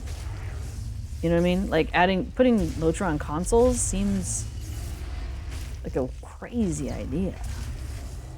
Now, putting 4K, doing some updates that allows for the whole 4K monitors and stuff, that's something I know they want to do, SSG does. Because I remember Severlin, the executive producers, talked about it. That's like he has a 4K TV. Like he would love to be able to play Lotro with it, or monitor. So I know that's something that they are actually like probably going to do. The biggest problem with that one is everything you see on the screen, like every single one of my little icons, like just everything has to be redone. That is a crap ton of work. Oh, you're going to grab the... Okay, I will not touch the thing until we have the encounter. Cool, here comes the encounter. It looks like a bear. The bear. It is, it's a Frosty Mountain Bear. It was a Frosty Mountain Bear. You're learning Japanese now. That is awesome. And one of the folks in our run here is learning Japanese. That is pretty cool. Okay, so when you finish these instances, make sure you touch the chest before you leave, because we're gonna get a ring to come up, and some people will just, portrait exit. Make sure you touch the chest, because that is where you're gonna get your festivity tokens. And you don't wanna miss out on that, because you just went through all this, and this is the only place you're getting these festivity tokens. So, don't wanna miss out. It'd be sad. It'd be very sad. All right, so there we go. So we just did Storvâgûn Tier 2, Storvâgûn Tier 1, and Battle of Frostbluff 6-person. Because so Storvâgûn is tiers, Tier 1, Tier 2. It doesn't matter how many people you take in there. And the Battle for Frostbluff is number. It's large fellowship, small fellowship, solo. So those are your options here. So we just did the large fellowship, the 6-person. Now you can do a large fellowship and just come in with 2 people. It's scaled as if you had 6 people. So just be aware of that if you do it that way. Oh, so the kid says, "What an adventure with our very own hunter," or whatever class you are. This was the best day ever. That's very cute. All right, so we're gonna go ahead and travel now. Where are we? We're back in Bree, aren't we? Yeah. So weird. Although, okay, so Falsey, I haven't read that producer's letter that is sitting there, that link, so I cannot speak to what's in it yet. All right, I think I am done with the spending my Figments of Splendor. So I'm gonna. Oh, you want to hear? Okay, so here's a cheesy way you could do this. Oh yeah, hang on a second. Let me say thanks to the people who joined us. Thank you. Oops, that's not how you write an exclamation point. That is. All right. So here's a funny thing you can do is if you're at the Boar Fountain and you want to get to the Stable Master at Bree, you could ride all the way there, but if you have a computer where transitions aren't too bad, then what I do, oops, okay, I don't normally run into that wall. Don't run into the wall. So there's a festival horse right here. It takes you to the Breeland Festival Grounds. And it's one of those automatic ones where as soon as you click on it, it goes. There's like no induction or anything. When you get here, if you do the same thing, it takes the horse is right behind you, but it doesn't take you back to the Prancing Pony. It takes you to the Stable Masters. So I do that sometimes when I'm over there. I'm like, yeah, broop, broop. It's a cheesy way to do it, but I find it funny. Plus, I like it. It's a shortcut if I'm at like the Prancing Pony and I want to be at the Bree Festival Grounds. It is kind of a nice shortcut. Oh, thanks, Moobot. So yeah, I forget to say this sometimes, but I am not like an SSG employee in any sort. And almost everybody who streams on here is also a volunteer like myself. We're just fans of the game. And we're like, well, I'm playing anyway. I might as well like, share this time with others. And, if I know how to do something, I might as well share that knowledge, right? So that's what's going on here is just those of us who really enjoy the game and, want to show it off in various ways. So like I like to focus on the festival stuff and the more social and lighthearted stuff that happens within the game. Because I love the fact that, yes, it's an MMO RPG, and yes, you can go out there and you can like, min-max your stuff, and you can, hardcore top tier dungeon crawl, fighting big bads all the time, and like you can do all that hardcore kind of stuff, but you can also like decorate your house and play with cosmetics, and yes, you can min-max which scarf matches your gloves, and there's certain like rewards that you can get that make for great cosmetics. So sometimes it's all about let's go into Dunland and go do this chain in this one area so we can get the fancy robe. So for example, Affodil has new gloves. Look at those fancy gloves, those oven mitt gloves that go very well with your frying pan. These are the gloves I was pointing out earlier. Those are those Frostbluff mitts, the gloves. So, and they look great. Producer's letter announces some new stuff. Let's go and take a look at that. I will go ahead and open it. So if you want to follow along at home, that link is there. That's super awesome that we have a new Moobot thing. Okay, so, put it over here. Hang on a second. I'm gonna pull that out.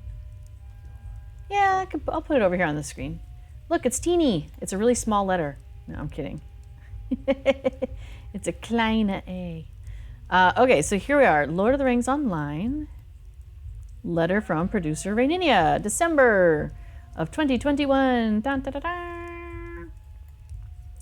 dun. Let's see. He says, hello, for those of you who know who I am, I'm Raininia, a producer on Lord of the Rings Online. Severlin hasn't gone anywhere, but now I'm picking up the duties of writing these letters and keeping you all abreast of the going on within the game. Okay, I'm not going to read it word for word here, but let me quick scan it. What's that? Yep, the letters are going to be quarterly. Fantastic. And they will cover the next quarter. So this is going to be about first quarter then, January through end of March. So then around the end of March, he'll have the second quarter and so on and so forth. Let's see. First big update of 2022 will be update number 32. We're in update 31 right now. So that update 32 is expected mid-February. And oh my gosh, 15th.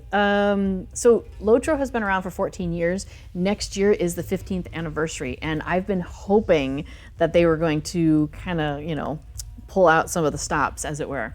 So yeah, it looks like mid-February is where they're going to start with a few things. Let's see. Wow, those are teeny tiny words on my screen if you're trying to read that at home. I apologize. Let me see if I can do the embiggen.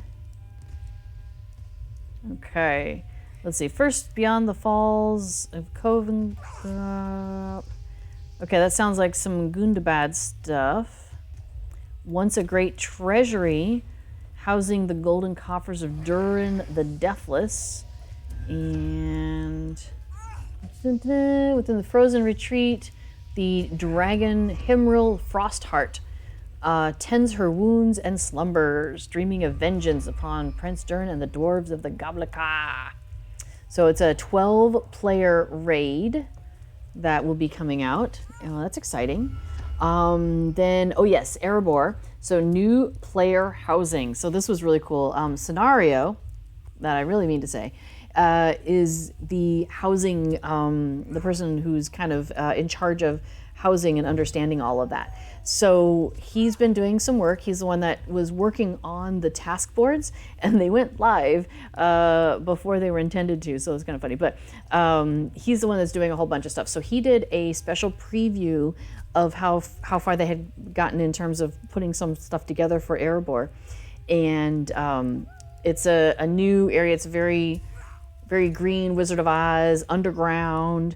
It's got like this river of gold. It's pretty amazing. So yes, it's going to have 12 base premium houses, which the way it's listed, so D&Co Demieux, so these folks right here have a website, and it's all about, excuse me, Lotro housing. It's housing, like housing items, for decoration, but they also, when stuff is happening, they try to do an interview with, the Lotro folks. So they did a little interview with Scenario recently, and Scenario was talking about how the base premium houses are like a starter house. So I'm guessing that means it's going to be priced closer to some of those early houses that we saw in Belfalas. I don't know if it'd be quite that low, but that makes sense that they might be trying to, give some ideas there. Let's see. Skybird UK says that the Bjorning bundle is 75% off right now. Yeah, Kelly Ariel, yes. D&Co is a great catalog, as you say, to all of the housing stuff and where and how to find them, and wonderful inspiration picks. Yes, absolutely. I 100% agree. Yeah, it's basically a database of all of the Lotro housing stuff. And you can search by keyword, you can search by festival, you can search by, you can search so many different ways. You can just put in table and it'll show you all the different tables. And, if you find a keyword that you're like, yeah, that's what I'm trying to do, you can just click on it and it's going to just take you to all the stuff that is in that category. And then Yao does an amazing job of getting some great pictures from different angles and close up and far away. So you kind of get a good idea of what that's going to look like in your actual house. I go to there a lot of times when I'm trying to figure out what I want to do. Okay, so let's see. So we've got, so it's going to have the new neighborhood. It's a dwarven themed neighborhood. It's going to have 12 base premium houses, a special base premium house that looks like a geode. So crazy. 6 deluxe premium houses and a premium kinship house that has 4 different balconies, including one that's right by that river of gold coins. I mean, it's amazing. And then there's gonna be a couple new hooks that you can do. So there's gonna be exterior music hook. And I think he said he's gonna plan to roll those back to the other premium and hopefully to the original basic housing as well. So basically you would put music outside, so when somebody's in your yard, they would hear that music. Crazy. And then Dayfile, you could have a certain look, like the Shire at sunset would be a Dayfile you could get, for example. And so when people are in your yard, that's what they're gonna see. Like crazy stuff, right? Oh, it's I'm excited. I'm hoping in our neighborhood, because our kinship has taken over the neighborhood that we have here on Treebeard. So my hope is that we can get a lot of us to do the same day files, and so we can have like kind of a neighborhood theme going on. I think that'd be fun. So Erebor is also going to have housing permissions, because each house will have a gate. And so whether or not people can even come into your yard is going to be a new thing. So that's a whole new thing. The contests have awesome entries. For back on D & Co, they have contests throughout the year where you show off your house, and they have different themes of what they want you to do in the contests. And so there's some really amazing entries on that. Thayan, can't wait for your dwarf home. I know, it's going to be really cool. It's gonna be just full of dwarves. It's gonna be hilarious. Okay, so third thing is the legendary item reward track. It's gonna have a season and of expected to be 3 months, and then you get rewards based on your play in that 3 months, and that helps you progress your legendary items and maybe some other goodies, maybe housing. One can hope. After each season, the rewards will refresh, and you'll start all over. All of your characters on a world will contribute to your reward track progress on that world. So your main and your alts all contribute toward earning awesome rewards. Okay. What about several servers? Yeah, several servers. We'll see how that goes, right? And then fourth, we'll introduce a new area, the Angle of Mithiel. And I saw that Thayan posted a link there from Tolkien Gateway where you can learn more there. So stretching south from the Trollshaws to the junction of the Brunnen and Mithiel rivers is a wild land of rocky hills, deep pine woods, and a graveyard of ancient kingdoms. Let me scroll down a little bit. I think that's some visual there. There we go. The ruins of elves and men alike crumble among the trees, and the rangers steal through the shadows of the trees, ever watchful, carrying out secret assignments as the north grows more dangerous by the day. The Angle of Mithiel will be for levels 40 to 45. That's interesting. Yeah, I see what you're saying. I have trouble getting the map to come up. I could try. M. Yeah, M. Use the show map in the middle. Oh, okay. Eredor Eredor Trollshaw. See, I forget that this is here. And there's something new if you didn't know that you could do that. I always do the right click thing, The Horwell and the Brunnen are converging. Down here? There and left. There and left. Yeah, that. So over in this area. Yeah. Okay, so it looks like we're talking about the bottom corner of this Trollshaw's map, kind of down where my picture is. So down in this area of the screen. Just west of Werewolf. Yeah, so there's a green dot there on my screen. So just west of that, over in this area. Interesting. Okay, so whoops, I wanted to keep reading that letter. Okay, so yeah, levels 40 to 45. That's really interesting because we currently have 45 to 50 with the Wildwood. So it's interesting that they're continuing to kind of work that number area. They didn't go to like 65, they didn't go to 25. Like they're still kind of in the same range, because I've gone into the Wildwood as early as 40. So I feel like this is a similar range, even though Wildwood is technically 45 to 50. So, but wow, that's very pretty. Excuse me. Oh, this is, I think this is some of the housing. Yeah, I think that's housing. Okay, and then update 32, we'll see the return of the Spring Festival with new pets and housing rewards. By this time, we'll be making progress on the Legendary Worlds of Shadowfax and Treebeard. January 5th, okay, it has gone back to January 5th. So originally, Cord had said January 5th on one of his streams, and then he, on the following two streams, I think, he said early January. So I have a feeling they were working to confirm that date, and that when he said the 5th, it hadn't necessarily been confirmed, but That's my guess. That's my guess. Just based on, like I've been in corporate situations and whatnot where you say something and then you're like, I think I'm going to walk that back to a more general word just in case. And then you're like, okay, yeah, we're good. We can release this. So, okay. So yes, on January 5th, Treebird makes its first jump. So, we have had so much fun, just running around and playing at up to level 50, being able to just go anywhere in Eriador and not have to worry about like missing out on catching up and stuff like that. It's been fantastic. It's been fantastic. Oh, hey, we have a raid, a tea party raid. I love tea. I'm currently drinking some tea right now. I have, what am I drinking? I'm drinking a black tea. It's a winter blend that I'm drinking right now. I don't have the bag in front of me though, but I think it's like a Pickwick brand. Actually, I mean, I have so much tea. It's really crazy. So yay, hello Raiders, woohoo! I'm very excited. Thanks for coming. We are just reading through a producer's letter and then we're gonna get back to the festival here on Lotro. Oh, hey, yep, this is what I'm drinking right now. For those of you who, because you are coming with the tea raid, this is what I am drinking right now, some Winter Glow. It has a nice kind of spicy smell to it. So it's very aromatic. It's very tasty, very tasty. So for those of you who are also tea lovers, I have an advent calendar that is this cute little box. Check that out. And inside, so then you flip over the front. I love living in Europe. This is the kind of thing you find in Europe. I don't find these back in the US. So I get to pull out like my advent calendar. I'm a little few days behind. But see, there's like day number 10. Look, it's got these cute little animals on it.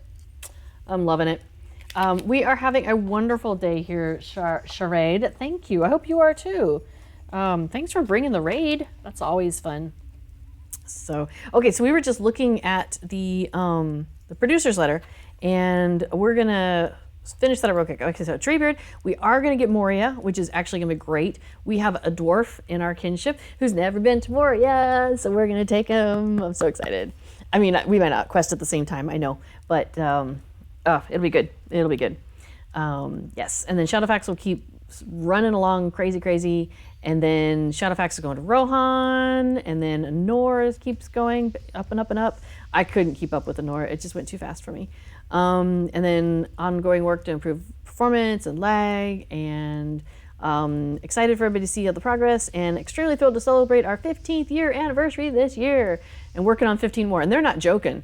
Like, there was something about, I think it was Severlin, the executive producer, was doing an interview recently, or maybe it was, no, it was Raininia, and was like, hey, when I first joined up and was asking them for ideas, and like, there's 15 years worth more of content that people came up with, just like, oh yeah, and then I want to do this, oh yeah, and I want to do this, and oh, and I'd love to do this, like,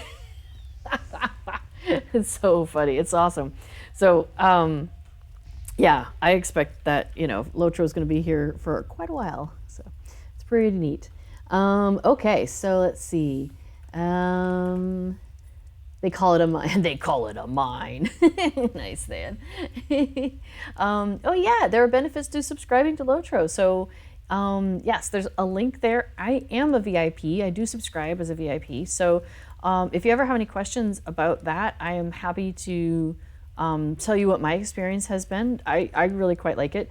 For example, I have 48 gold on this character, a total of 212 on all of my characters on this server. There's the list of all my characters on this server. I definitely appreciate not having a gold cap.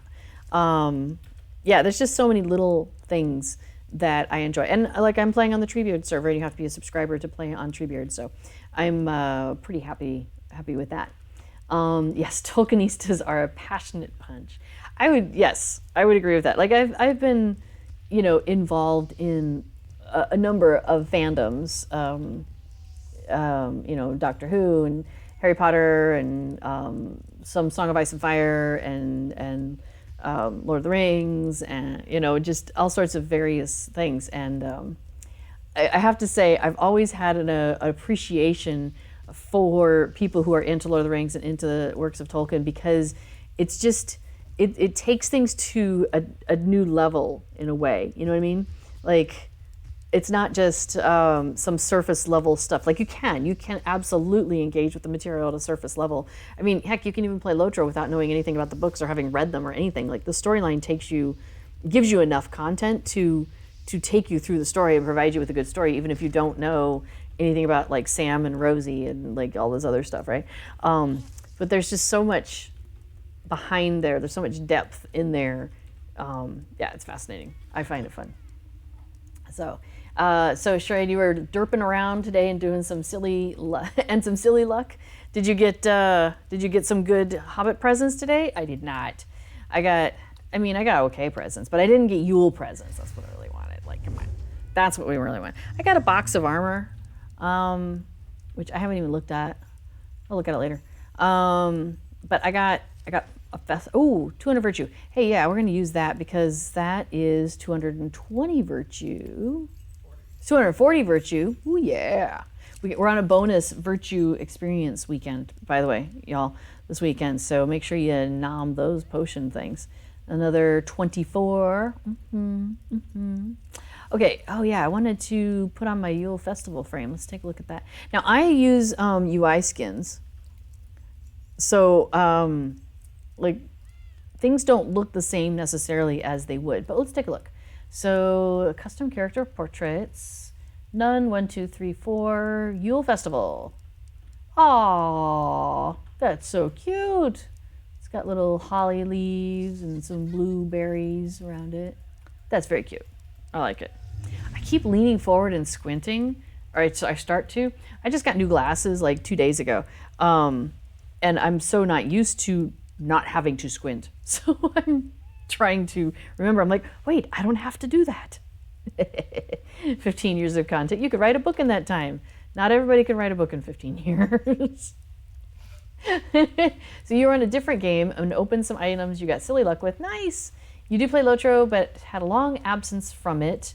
Life got in the way. Yep, I've heard that. Just back on your old account a few weeks back and been getting back into it with a fresh character. Awesome. Oh, that's fantastic. Well, welcome back. Welcome back.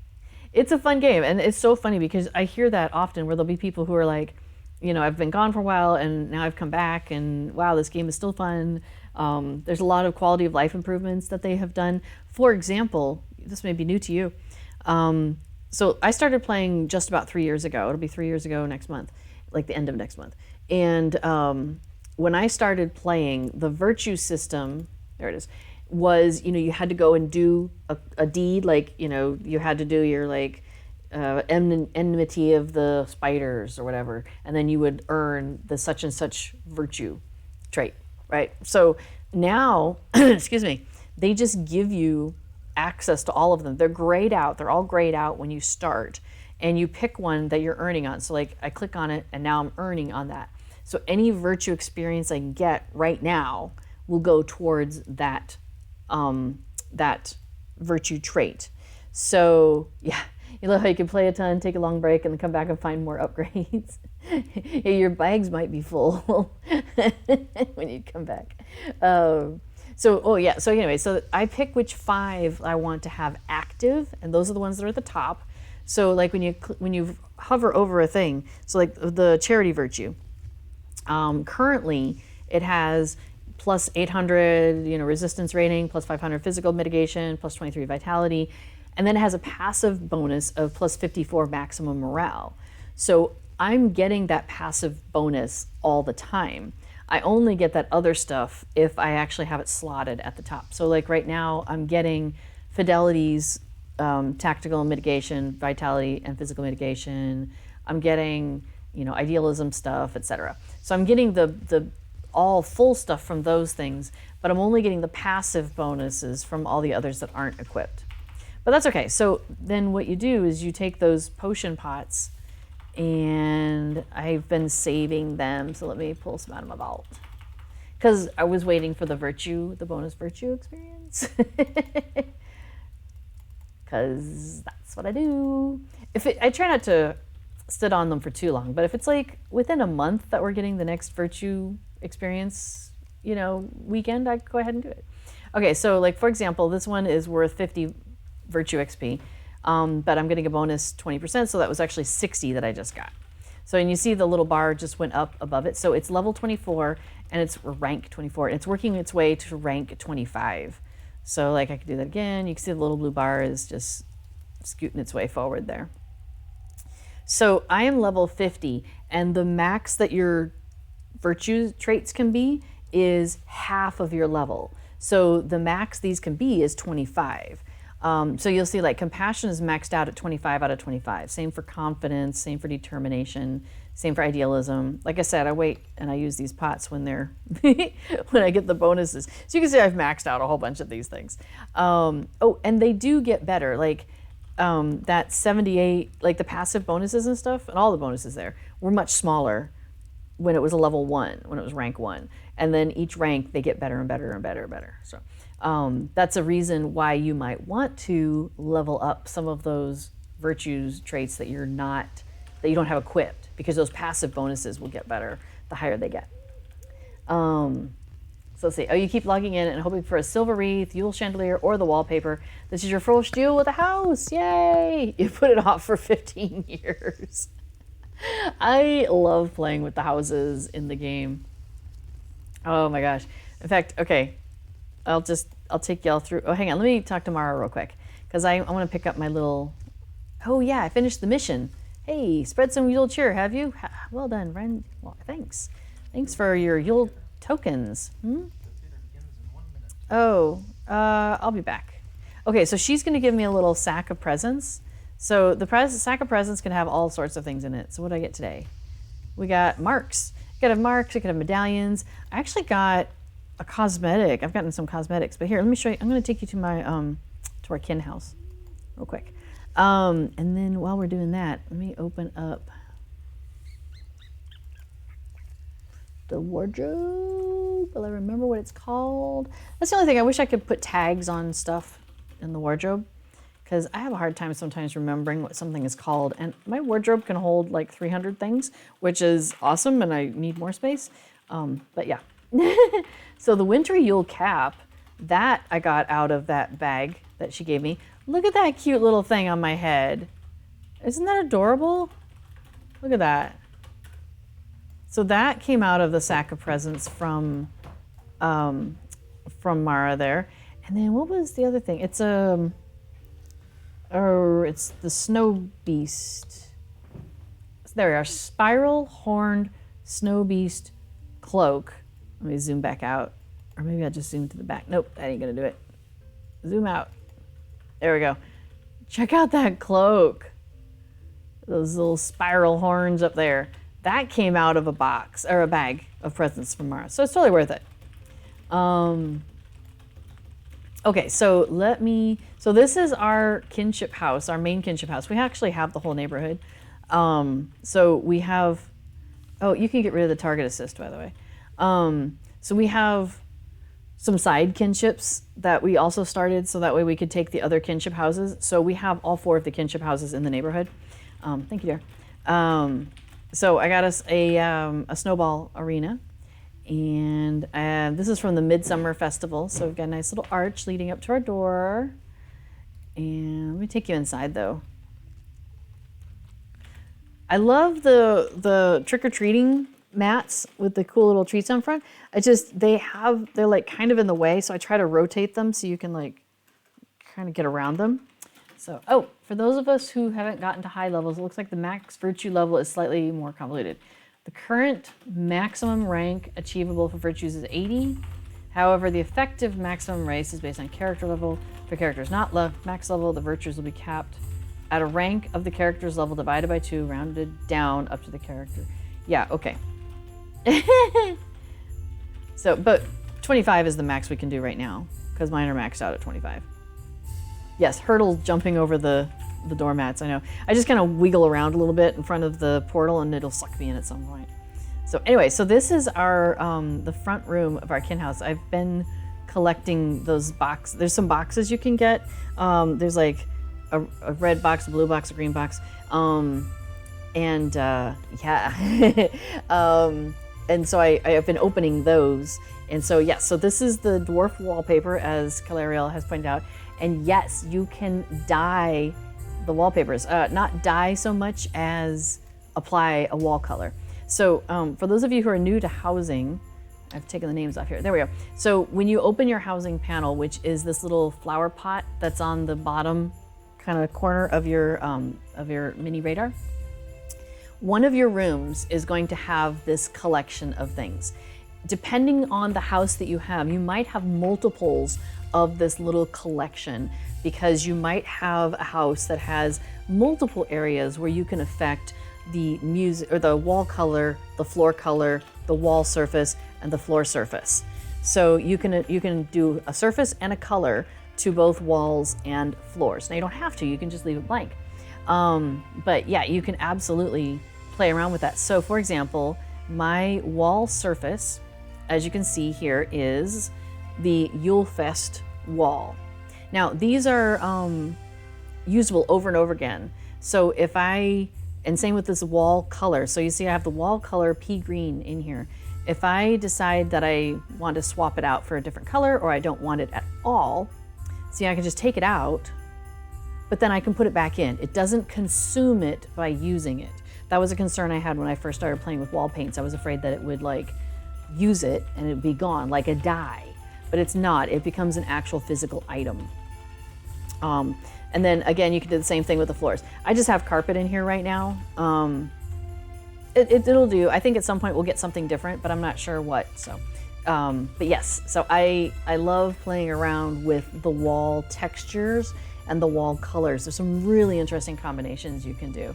I actually bought the, over on the Evernight server, I got one of the mead halls, and in the basement of that mead hall, there's like 6 different side rooms, and each one has its own panel of stuff. So I was playing around with colors and textures and all sorts. It looks hodgepodge and crazy down there. Okay, so I've got the cozy Yule fireplace. I managed to get that out of a gold Hobbit gift.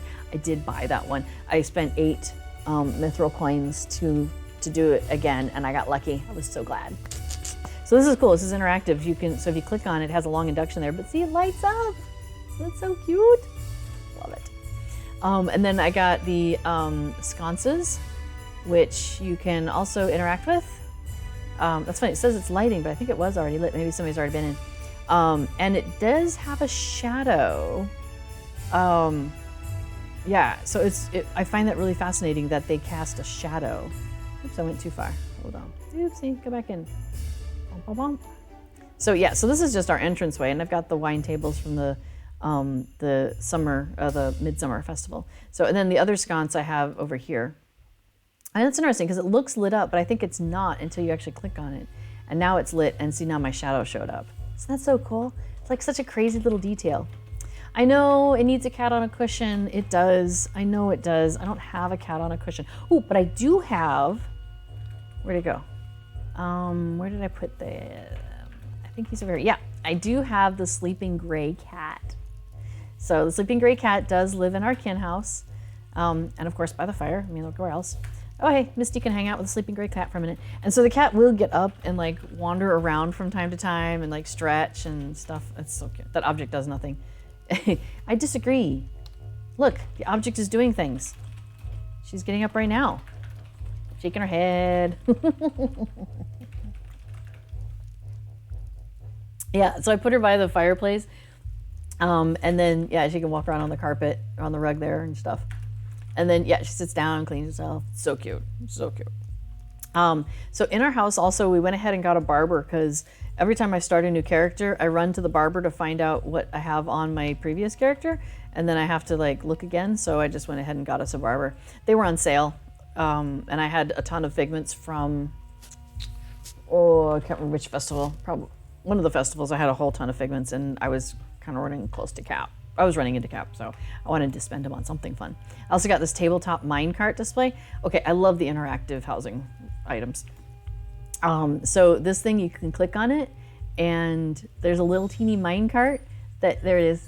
It goes around. See?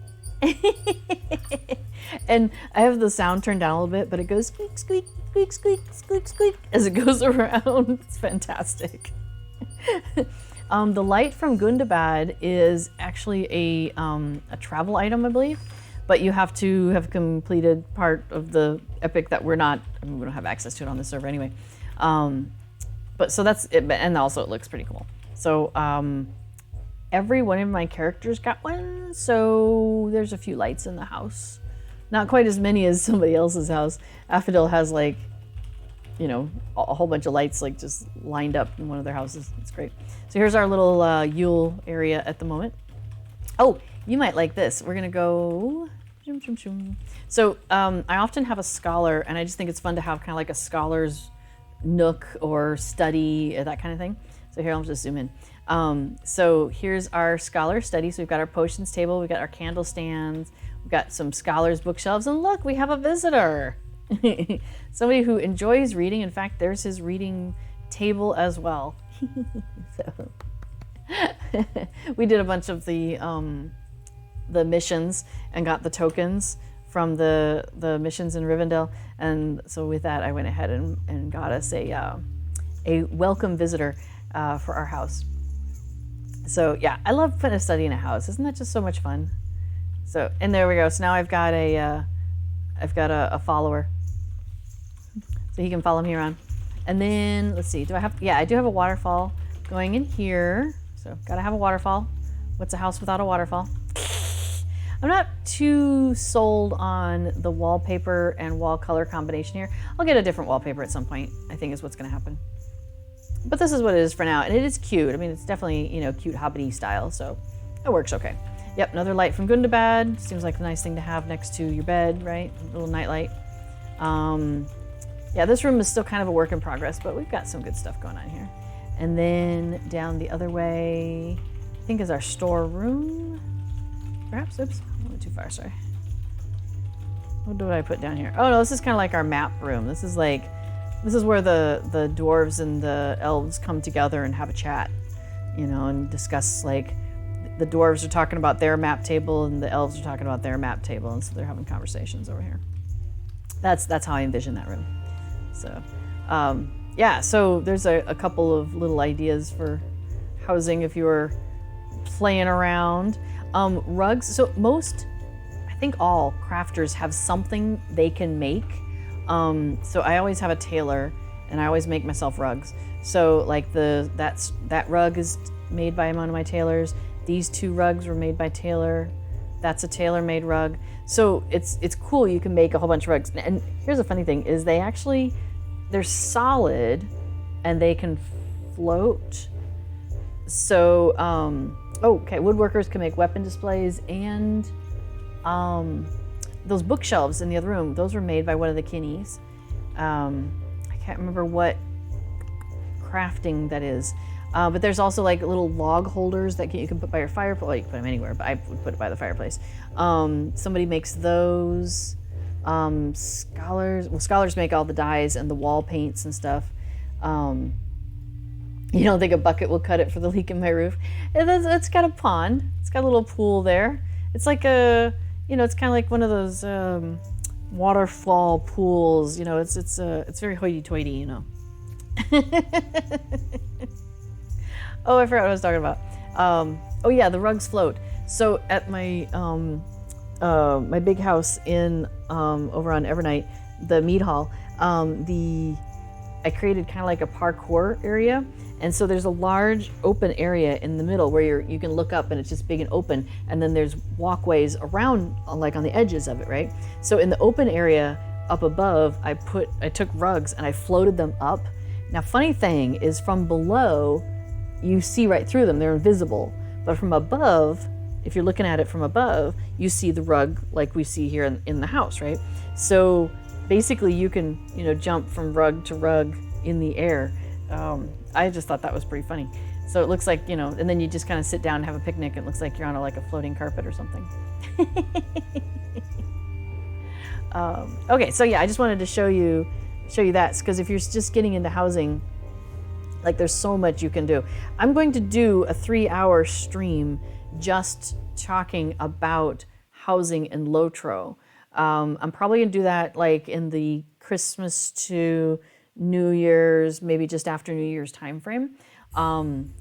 So I will put on my Twitter when I figure out which day I'm going to do it. I'll make sure to post that on my Twitter so people can kind of plan ahead and prepare to be there. Now I live in the Netherlands, so it's like nighttime for me here. What time is it? It's 21:12, so that's like 9, 9:15.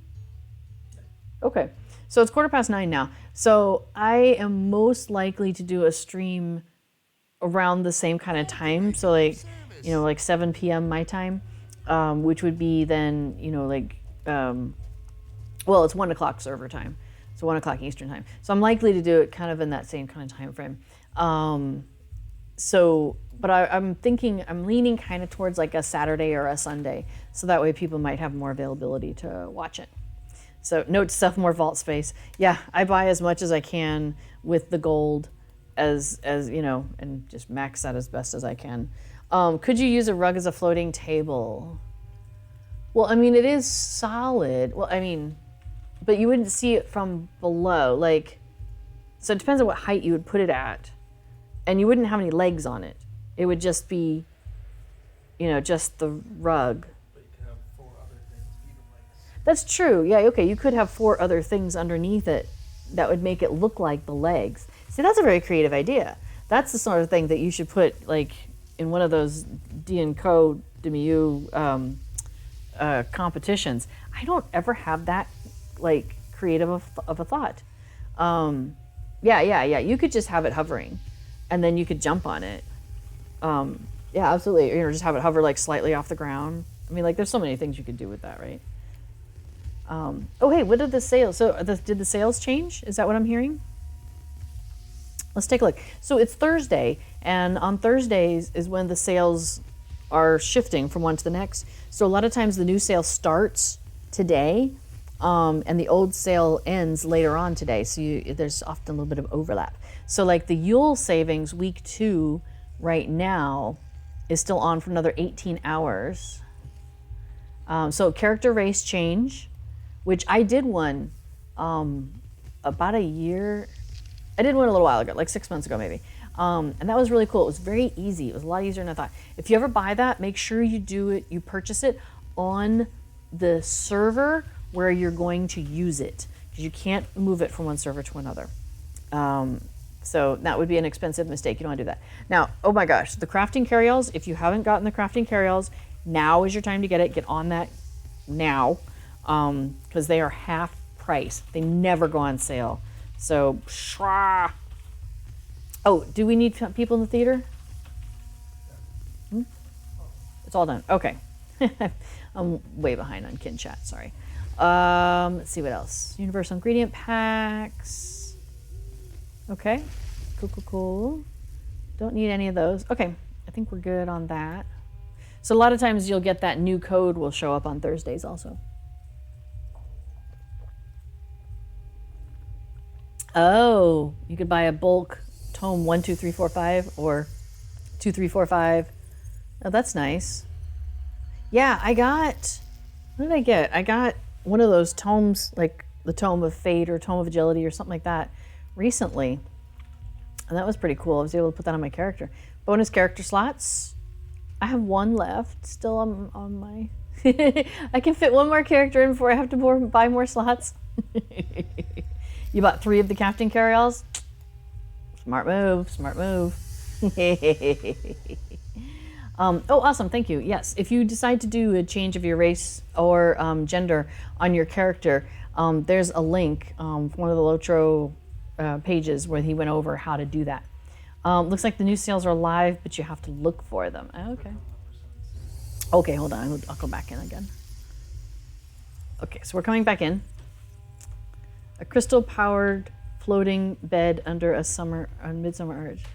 Yeah, see, you could get so creative with this stuff. It's amazing with the housing stuff. Okay, so where are we looking at? Go to the percentage sales. Okay, I thought I went there. Did I not go there? Maybe I went to specials. Yes, we were looking at the stat tomes. So that's the new sale? I don't remember those last week. That's true. Yeah. I think the character slots might have been a last week thing. Race change The race changes last week. So I think the race change ends today. I think I remember seeing that earlier this week. The bonus character slots, I can't remember if those were this week or last week. Yeah, and then the stat tomes, I think that is new. I think that might be the part of the new sales. Okay, we have a new weekly coupon for Morale Bubble Potion ×5, which it's so funny because I usually poo-poo that stuff, but then now we've been running stuff at like cap level for the server, and there's definitely times when I'm finding I need those. So yeah, in fact, I usually have a slot on my bar for it. I've stuck in a Hobbit stealth in there, but I might move that. I may have to get rid of one of my cosmetic pets to put something else in there. Put like something useful in there, whatever. Premium housing writs. Somebody was messaging me. So if you go to buy a premium house, oh, you know what? Okay, so I've been on for 2 hours. I'm not going to get any more festival done. Let me just show you one more thing real quick, though, because I want to show you one more thing real quick, and then we'll finish up for the night. Housing writs are half off. Oh, that's a really good deal. Okay, and with Erebor coming. So that's the thing. See, this is why I tell people, when you see that Lotro points are doing like the double bonus points, even if you don't need points right then, stock up because you will want them. So I try to, okay, so here's what I do. I'm a very thrifty person. I don't like spending more money than I have to. I hate clothes shopping. Like, I don't like spending a lot of money. So here's what I do, is when the points are on sale, I buy the points. And then I make sure I have enough points that'll last me for like a year or whatever. And then like when Mithril coins go on sale, I buy Mithril coins because I know I've already got my points, my Lotro points, I bought them on sale. So I know I can, then I use those points that I bought on sale to then buy the Mithril coins when they're on sale. And then, yeah, like with the housing writs, I'm gonna buy the housing writs because I know I can use those and I can get them cheaper. And I also bought my Lotro points on sale, so I feel good about, double sale there. So there's my little tip. Okay, so if you have not discovered this yet, if you go into Bree, and I popped into Lalia's market there, as we talked about earlier, with that travel skill that you can buy for 3 Mithril coins. Excellent, worth doing. So here's the Bree Town Hall, where the mayor is, that you go and do that one quest that you drop off, like Shire to Bree Town or something like that. Right across from his little area there is this broker's office. They added this in not too long after they added in Rohan housing. So we're going to go into this broker's office, and it has all of the housing areas salespeople here. So let me zoom in, maybe I can see a little better. So we've got a Cape of Belfalas housing broker. We've got Rohan Eastfold. We've got Rohan Kingstead. And then you've got your Thorin's Gate folks. You've got Dooland, Breeland, and Mickle Delving. So the 4 races. So you've got your hobbits, you've got your men, you've got your elves, and you've got your dwarves there. So really cool. So if you're going to buy a house, you can come here and you can shop from these folks. Another really cool thing they added is a lot of times a neighborhood will be full. Like, for example, our Shire neighborhood is full.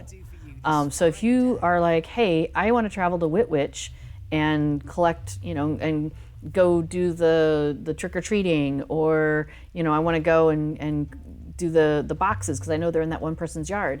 Well, Whitwich isn't listed here because there's no houses for sale in our neighborhood. So you can't get there in that way. Now you could go to a different neighborhood, leave the neighborhood, turn around, come back in, pick Whitwich, do it that way. But like if you're going out to like Rohan to do that, it'll probably send you back to Bree or to your starter area because it's a high, it's higher than your character and you will die. At least on Treebeard. So they're like, no, you can't do that. So they introduced this other thing here, these ledgers. So if you click on the ledger, it has all of the neighborhoods listed. There we go. So even the ones that are full. So if you're like, hey, my friend lives in Whitwich, I'd like to go visit them, boom, you just pick that, hit enter, and it'll take you to that neighborhood. I guess I can just show you. Because I think it takes you to the kin house. Well, let's find out. Not the entrance? I don't know. I thought it took you to a house. And I was thinking it would take you to the main house. But no, I guess you're right. I'm at the entrance. Here I am. You are right. I'm at the entrance. So, Done that 10 times. okay. So boom. So here I am at the entrance to our neighborhood. So like all of our crafting stations are over there, and my house is over there, not kind of down below the waterfall, and I'm over in Myrtle Court. I like Myrtle Court. Myrtle Court, it's very cute. Okay, so so there's a little trick about housing, and it's very cool. And I think that was a really nice quality of life improvement that they added to the game.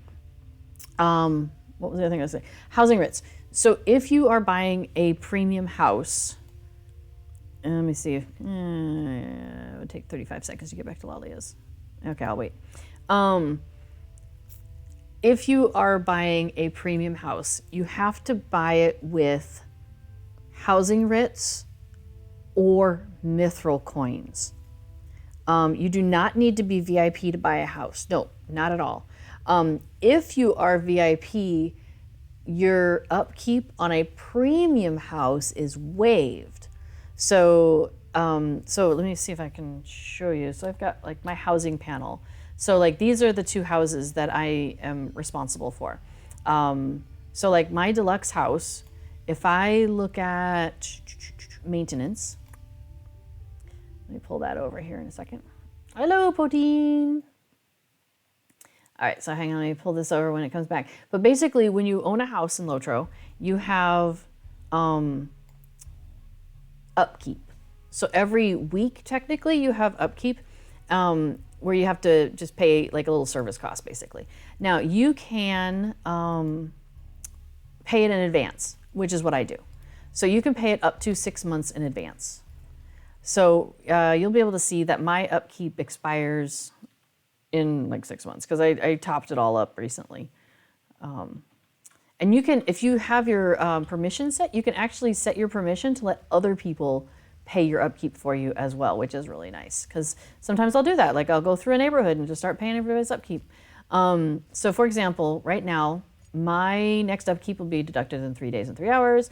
And my lockout date is January 24th at 1:14 a.m. So if I'm like, I'd like to push that out.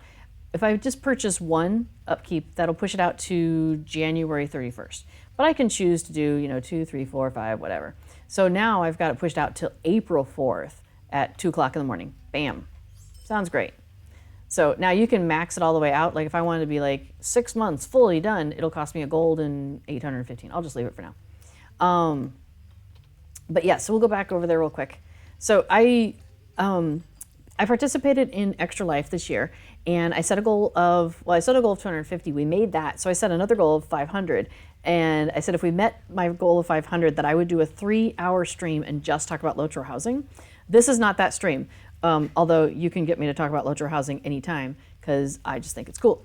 However, I will spend 3 hours talking about Lotro housing later on this month or in the beginning of January. It's going to happen soon. So like I said, I'll post it on my Twitter. Oh, can you put the link to all of our Twitters and stuff there? I will definitely put it on my Twitter as soon as I pick the date. Okay, so the question was a couple of things. Do you need to be VIP to buy a house? No. Oh, right, so we were looking at upkeep. So, let's see, I don't own any premium houses on this server at the moment. So this is not a good example. But if this were a premium house, because I'm a VIP, instead of this button and this button, it would say, I think it would say here, something like maintenance waived for VIP or something like that.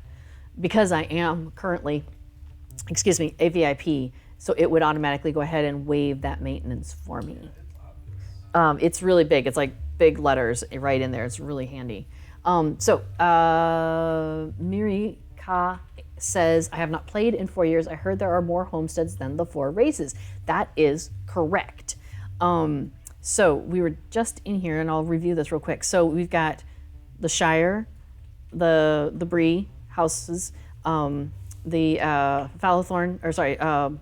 Duland, so the elves, and then Thorn's Gate, so dwarves. So you've got those 4, But since then, 3 more have been added. There's a premium, they're all premium houses though. So anybody can buy them. They cost not in-game money though. They cost mithril coins. Well, I mean, technically this is in-game as well. Mithril coins or housing writs. You cannot combine the two. So when you walk up to the sales lady and you want to buy them, you give her either a stack of housing writs or a stack of mithril coins.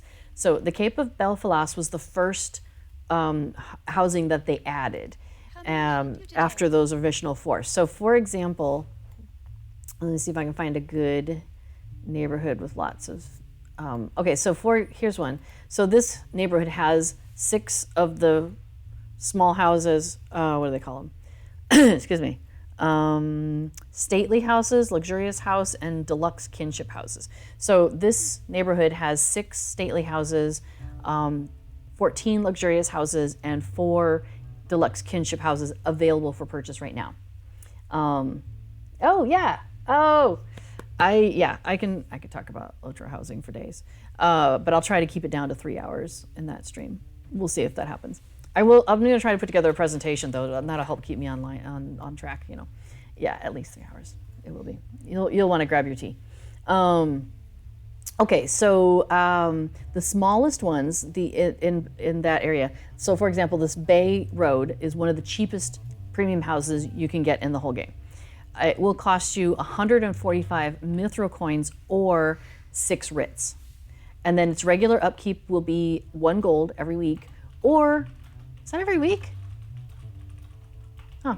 Upkeep is waived for VIP house owners and leaders. So if you are a VIP who is in charge of a kinship and you have a premium kinship house or island, then your upkeep on that house is waived because you're the VIP and you are the owner of that house.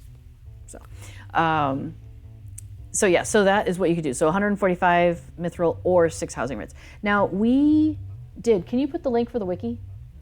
Yeah, we spent some time when the Rohan set came out. So first Belfalas housing came out, and it's very marble structures, very high, kind of stately, some would say kind of maybe cold feeling, but some beautiful stuff. Like for example, I just skipped right over it, but there are kinship islands that you can buy. So you could buy a kinship house or you could buy a kinship island.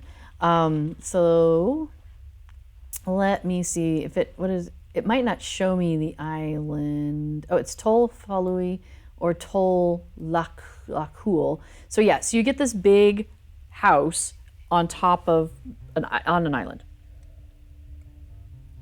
It's pretty amazing. So yes, the Lotro wiki. I meant directly to the page with the housing. There's a page that has premium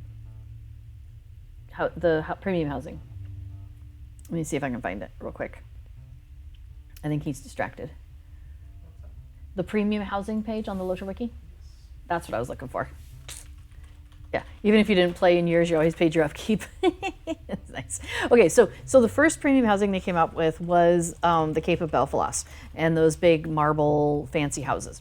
So then about a little over a year ago, I think, they came out with Rohan housing, and they had 2 different Rohan housing. So there's one that's kind of in a mountainous, treed area, and then there's one that's more in the plains. So the plains one is cool because you can see everybody's houses from one place to another, so you can get around really easy, and getting around is really easy. The one in the mountains is really cool because it's beautiful and it's got amazing views. The one on the plains also has amazing views, so you really have to, you can look and see which one kind of fits your style a bit more.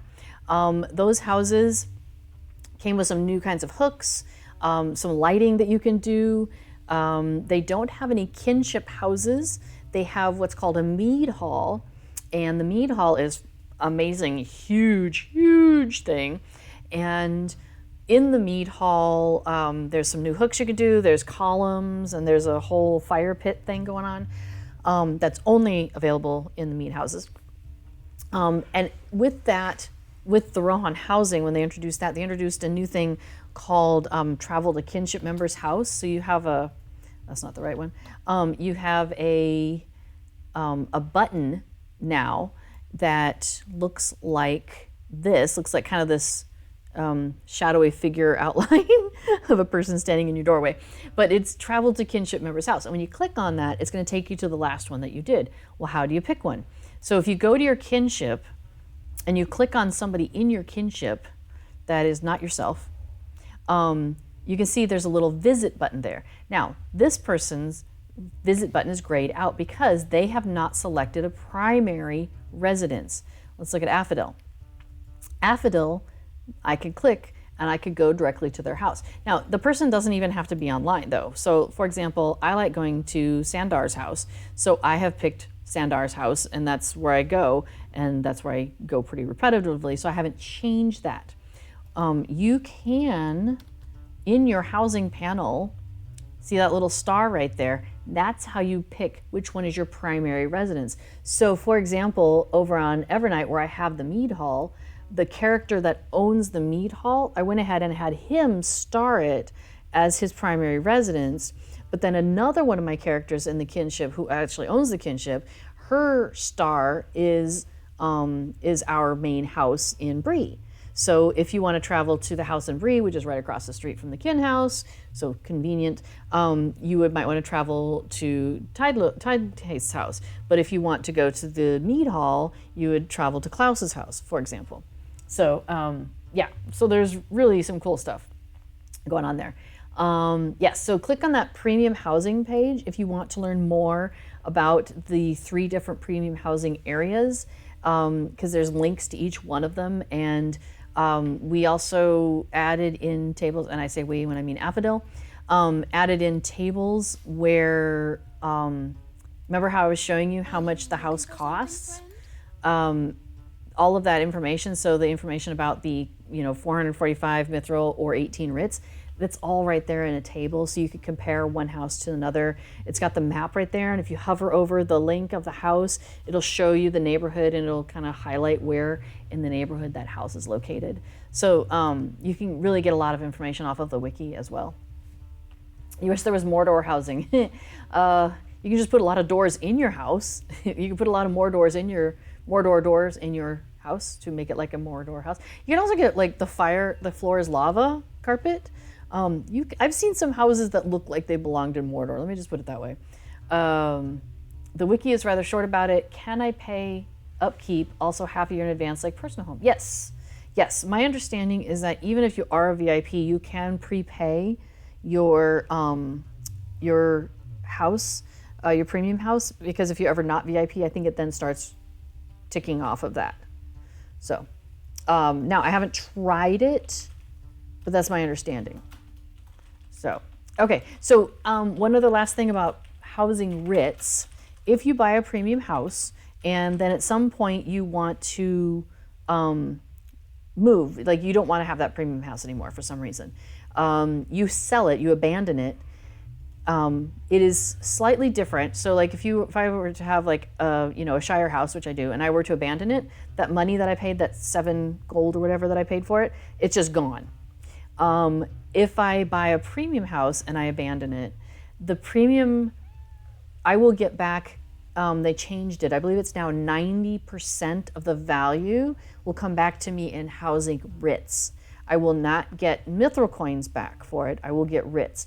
Even if I bought it with mithril coins, I still get paid back in writs. So it's kind of like giving you, vouchers, like store vouchers.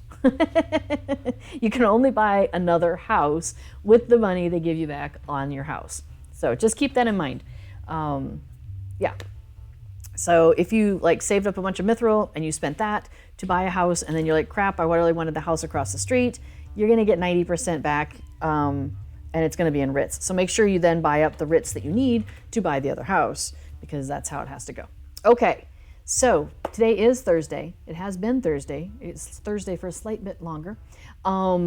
There is information about who the Thursday streamers are. So French Girl Gaming and Winnie's Musings were in the past. So 6 days from now, come back and you can catch them. I am on every Thursday, same bat time, same bat station. 1 p.m. server time, as the voice in my head says. And then Eldeleth will be on in like 5 or 6 hours from now, and then Epic Ogre is on after her. So you can definitely catch all of us at all these various different times. And then also, if you wanted to, do I even have, I'm not sure if I have my social media, my Twitter account link on my Twitch page. I don't know. Oh, but B4 did post it before. So it's twitter.com/beyondshire. So you can always find out when I'm streaming on that. That's where I post it because it's just an easy place for me to do it. And then B4 also uses my Twitter to post when, we use my Twitter to post when he is streaming on Tuesdays. He posts about, he streams about plugins for Lotro, for example, like, excuse me, my favorite, the deed tracker. Dun, dun, dun. So it takes the information of the deed log and it has all the information, including any hidden deeds. And you can search, there's a search bar here. So if I want to be like, I just want to know anything that starts with the word, has the word Yule in it. Hey, there's one, honored Yule friend. You can adjust what sorts of things you see and don't see. So like I have a bunch of stuff on here that is stuff I can't necessarily earn because it was, it's not, it's deprecated or it's not high, I'm not high enough level yet because of the server cap, things like that. So you can adjust that. You can adjust all sorts of things. Just show me the things I haven't earned. I have it to show me everything because I want to watch that little bar tick up, tick, tick, tick, tick, tick. And the tabs are set up the same way as the tabs in the deed log, in the in-game deed log. So if I'm like, hey, did I complete, how much do I have left to go in, whatever I'm working on? And it shows me how many Lotro points I can still earn by finishing stuff in that area, or individually how much Lotro points I can earn on a specific thing. So like I could get 5 Lotro points if I'd finish up True Shot. I'm working on my class stuff. Can you tell? And then it also tells you how many virtue experience you can earn off of various things. So I find that really handy. Oh, thanks. Yes. There are a number of us in the game who really do enjoy the different plugins. There are some people who play without any plugins at all. All of these choices are valid, right? So there's no right way or wrong way to do it. If you want to use a plugin, use a plugin. If you don't want to use it, don't use it. Like, don't let everybody push you one way or the other.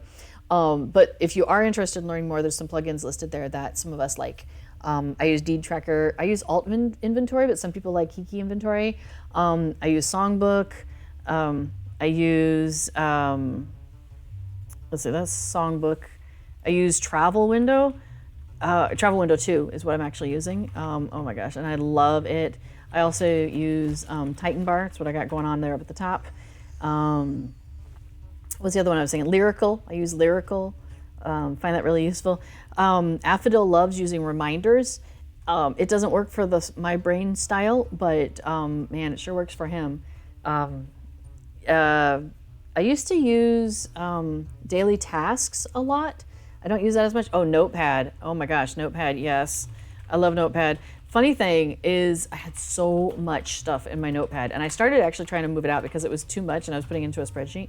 And then I had something weird happen between my computer and me logging out, and it just crashed my Lotro, and it didn't save my Lotro pad properly. So my Lotro pad got wiped out. So did my Lyrical, so did my Songbook, like a whole bunch of stuff. I lost it. So I've started over, and I'm already using it so much.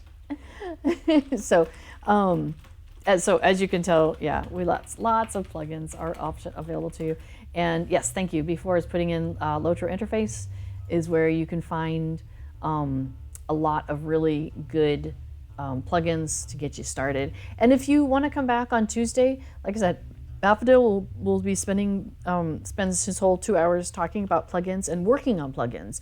So if you want to know more about the behind the scenes and how they work, he can definitely answer those questions. Or if you just have plugin questions in general, he's absolutely able to help you with that.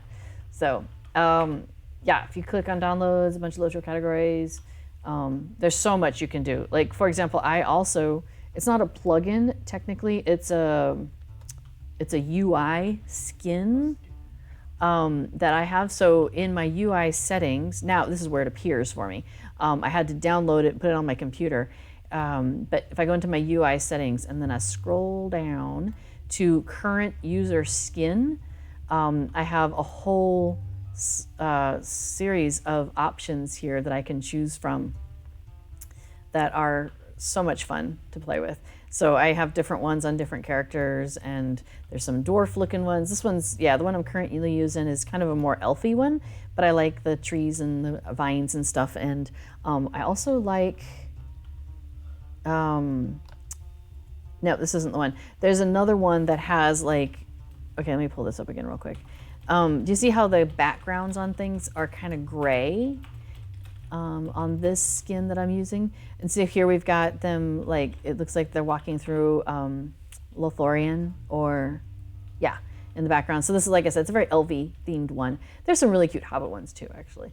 I like this one a lot. But there's one that has, instead of this being kind of gray as the solid background, it's black. And sometimes I really like that contrast. So that one's, yeah, that one's really cool. So J.R. Durin's Folk, that one is, yeah, that one definitely has a very dwarven feeling to it. And okay, y'all, I'm like 45 minutes over. I'm gonna go to bed.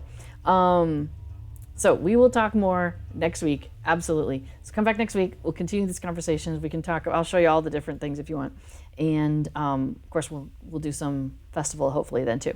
Okay. So any last minute questions? Now's the time. I will be back here next week doing festival. At least that's my plan. That was my plan today too. We did some festival. We did some festival instances. So that was good. Remember, the Yule Festival goes through technically January 4th, but January 3rd is your last full day. So be prepared for that. You're going to get back to real work. I can't help you with that. I'm sorry. I could try to distract you a little while longer, but I really shouldn't. I know. Okay, so let's see. Festival, and so yeah. Okay, so I am going to get going, and we'll be back here next week. So yes, I think that will be the end of our time here. If those of you who are using the closed captions, I hope you found those useful. And please do give me any feedback on that over time if you have any feedback. I'd love to hear feedback on that. So, all right. Thank you all for joining me tonight. We totally got sidetracked so many times, but it's all fun stuff because it's all Lotro, so it's not off track at all. Right? So, all right. I will see you next week. And remember, wherever you go and whatever you do, I do encourage you to stay connected to that Hobbit side of your heart. All right. Have a great rest of your day, everybody, and good luck with work. All right. Bye-bye.